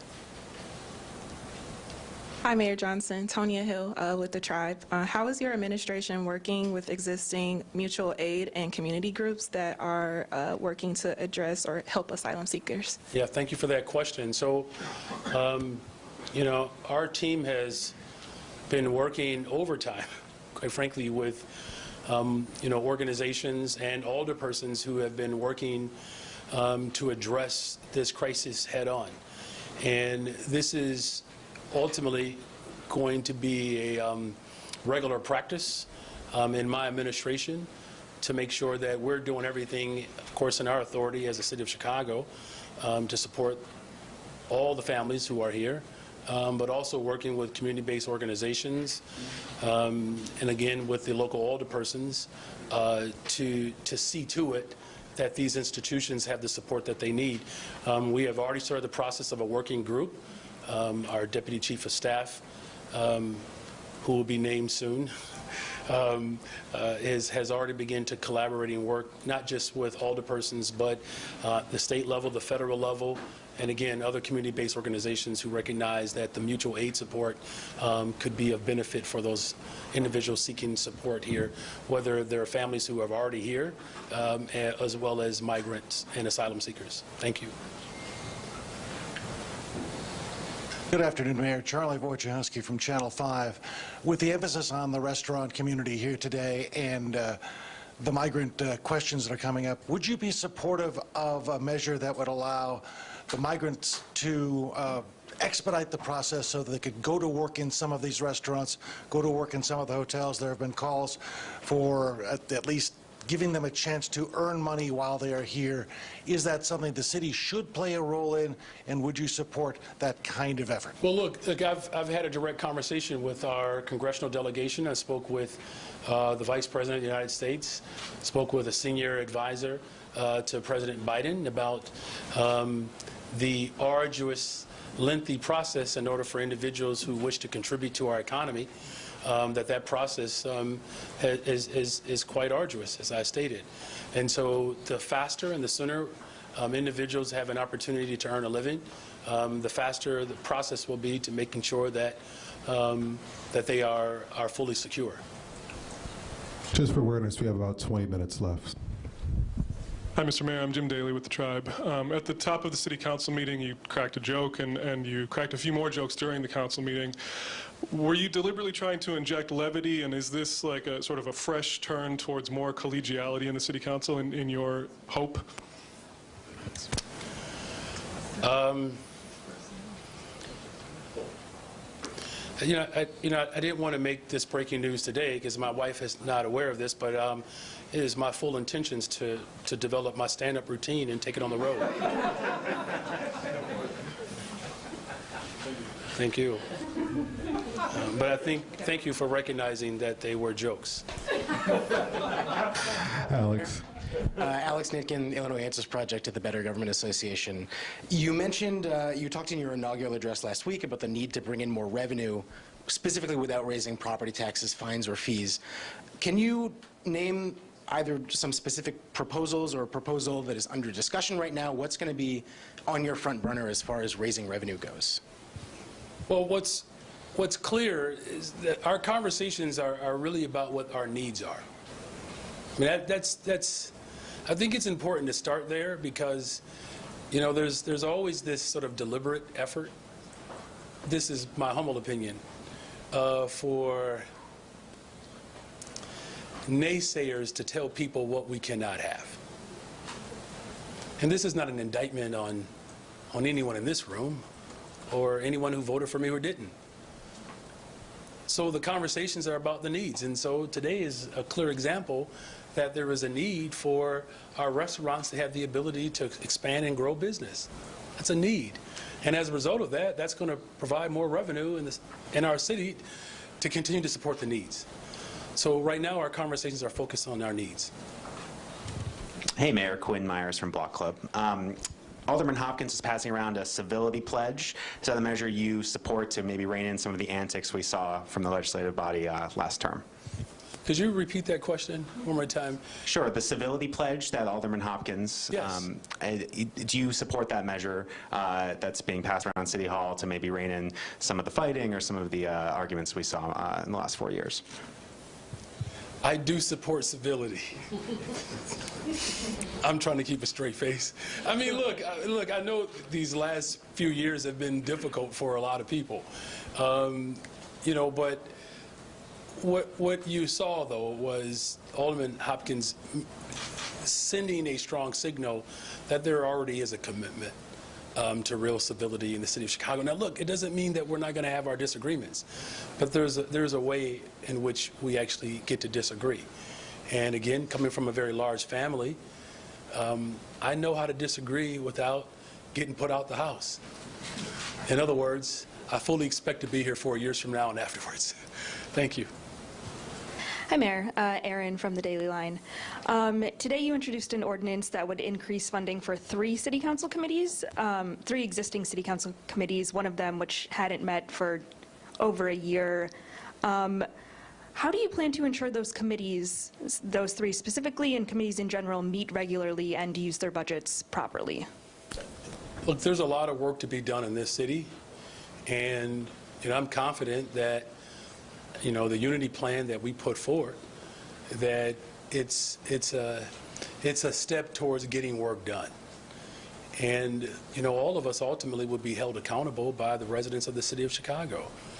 Now, the more work that we have to do, of course, the more work that it's going to be needed in our committees. So no one is going to stand idly by and watch another 4 years pass without providing real substantive outcomes for the people of Chicago. That we're committed to doing that. And the way we ultimately make sure that it happens is that I get to lead by example. No one's going to work harder than me. Now, Alderman Nick Sposato seems to believe he can. Don't ever bet against me, though. Hey, Mayor. Justin Lawrence at Cranes. Mayor Lightfoot signed 11 executive orders the last Friday of her term. I know your team has been reviewing those, kind of trying to come up with theories about whether you need to rescind them or you don't need to rescind them. Can you provide an update? Do you plan to rescind 1, 2, all of those executive orders? We have not made a decision. Thank you. And there's a gentleman, I'm sorry, I thought he was just waving at me how much time I have left. Because there are some people who work for me now, I haven't even met him, so I thought he worked for me. But there's a gentleman in the back that wants to make sure that he's heard. Yeah, I have a... Yep. No, I'm not saying that you're next. I'm just letting people know that you're back there, that's all. Yeah, okay, all right. I'm not trying to upset no one today. Hi, Mayor. Nice to see you. Dana Kozlov, Channel 2 News. This morning in the lobby, there were a lot of people who were really upset that they were not given access to either the second floor or to the galley or the third floor galley. They were saying, this is a mayor for the people, but yet the people, a lot of these people can't get in. There were dozens of people downstairs on the main floor who were saying, echoing the same concerns about not being able to attend the meeting. So A, were you aware of that? And B, what changes, if any, would you make for the next meeting? And to give some perspective, that is a very unusual occurrence, at least of the past several decades. Well, I was not aware of that. I did not issue an edict to prevent people from coming in. As you may know, I've been a part of many protests in this building, right? So, of course, I would not prevent people from actually wanting to, not to suggest that people were coming here to protest. I know everybody was here to come and give me nice high fives and throw rose petals at me today. So I'm committed to figuring out where the breakdown happened and to make sure that the people who actually belong in this building have complete access. Hi, Mayor. Sarah Schulte, Channel 7. As Ronnie says, I need to get out of here as soon as I can. Back to the migrant issue, and I know I've asked you this before, but do you think at this point, I know you said you inherited this from the previous administration, but you've also in the same breath say this is an urgent matter. Do you think at this point you should have some type of plan to deal with the migrant issue? How many days has it been again, Jason? 9, 10 days? Yeah. Since me, the shortest transition period in the history of the city of Chicago. Look, I appreciate the expectation. It is an urgent matter. And I'm glad that people believe in our administration that we can get stuff done in less than 40 days. I'm glad that you believe that. Because it's important that we instill confidence in the people of Chicago that we can get this right. And as I articulated earlier, that we are working with individuals who are organically providing the type of mutual aid support that families need. I visited, I think, was that day 1, day 2? I visited police stations to actually see the conditions that these families are enduring. I spent time in the Park District to see the respite centers, which of course is not the goal. But here's what I can assure you. is that with our full assessment and the collaboration that we have with Springfield, county government, our work with the congressional delegation, whom have been left out of this process by the previous administration. So yes, I have a lot of work to do, and I'm committed to doing that work. And the people of Chicago should know that their mayor is working harder than any mayor in this country. Mayor Tessa Weinberg, WBZ News. Will any of the $51 million in funding that you hope the City Council pass go toward dedicated rental assistance for asylum seekers to help move them into more permanent housing, and do you see that as a need? It is a need. There has not been an absolute determination of how all of those resources will be dispersed. So we will have that for you as we begin to move forward in this debate. Mayor Mariano Quiles with Univision Chicago. Mayor, you just mentioned 7 Latino others were elected to preside committees. I counted Ramirez Rosso in zoning, Ciccio in housing, Rodriguez Sanchez in health, Vasquez in immigration, Rodriguez in workforce development, and Villegas in business development. Who's the 7th? So there's going to be a subcommittee for youth development. Jessie Fuentes, very dynamic human being. Her story is actually remarkable, and I don't think there's a better person who could set up a type of operation for youth development than someone like Alderperson Jessie Fuentes. Look out for that Alderperson. Bad, I'm telling you. Okay. In a good way, bad. And I appreciate your commitment to the beard. Thank you. Now, if you do something else, okay, it's good. Okay, my time has come. Have you had or do you plan to have any contact with the governor of Texas about his practice of shipping migrants to Chicago? Wow, between you and Greg, I just want me to talk to everybody, don't y'all? That's good. That's good.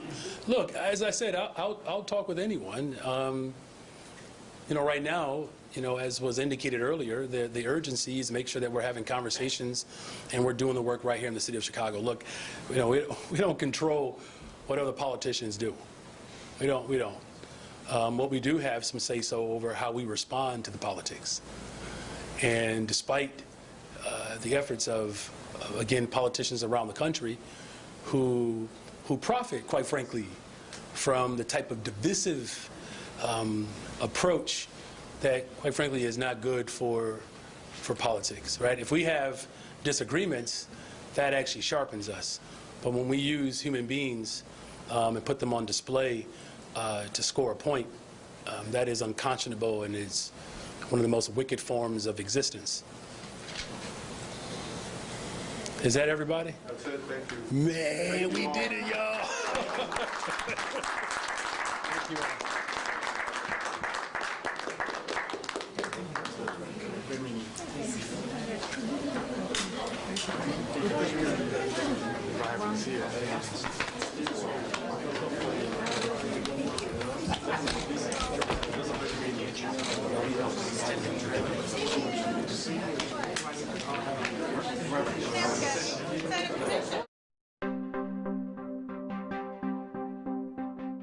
When I think about growing up in Evanston, a lot of it is family. It's a real foundational feeling that's never left me. I love the commitment to surviving winter. I love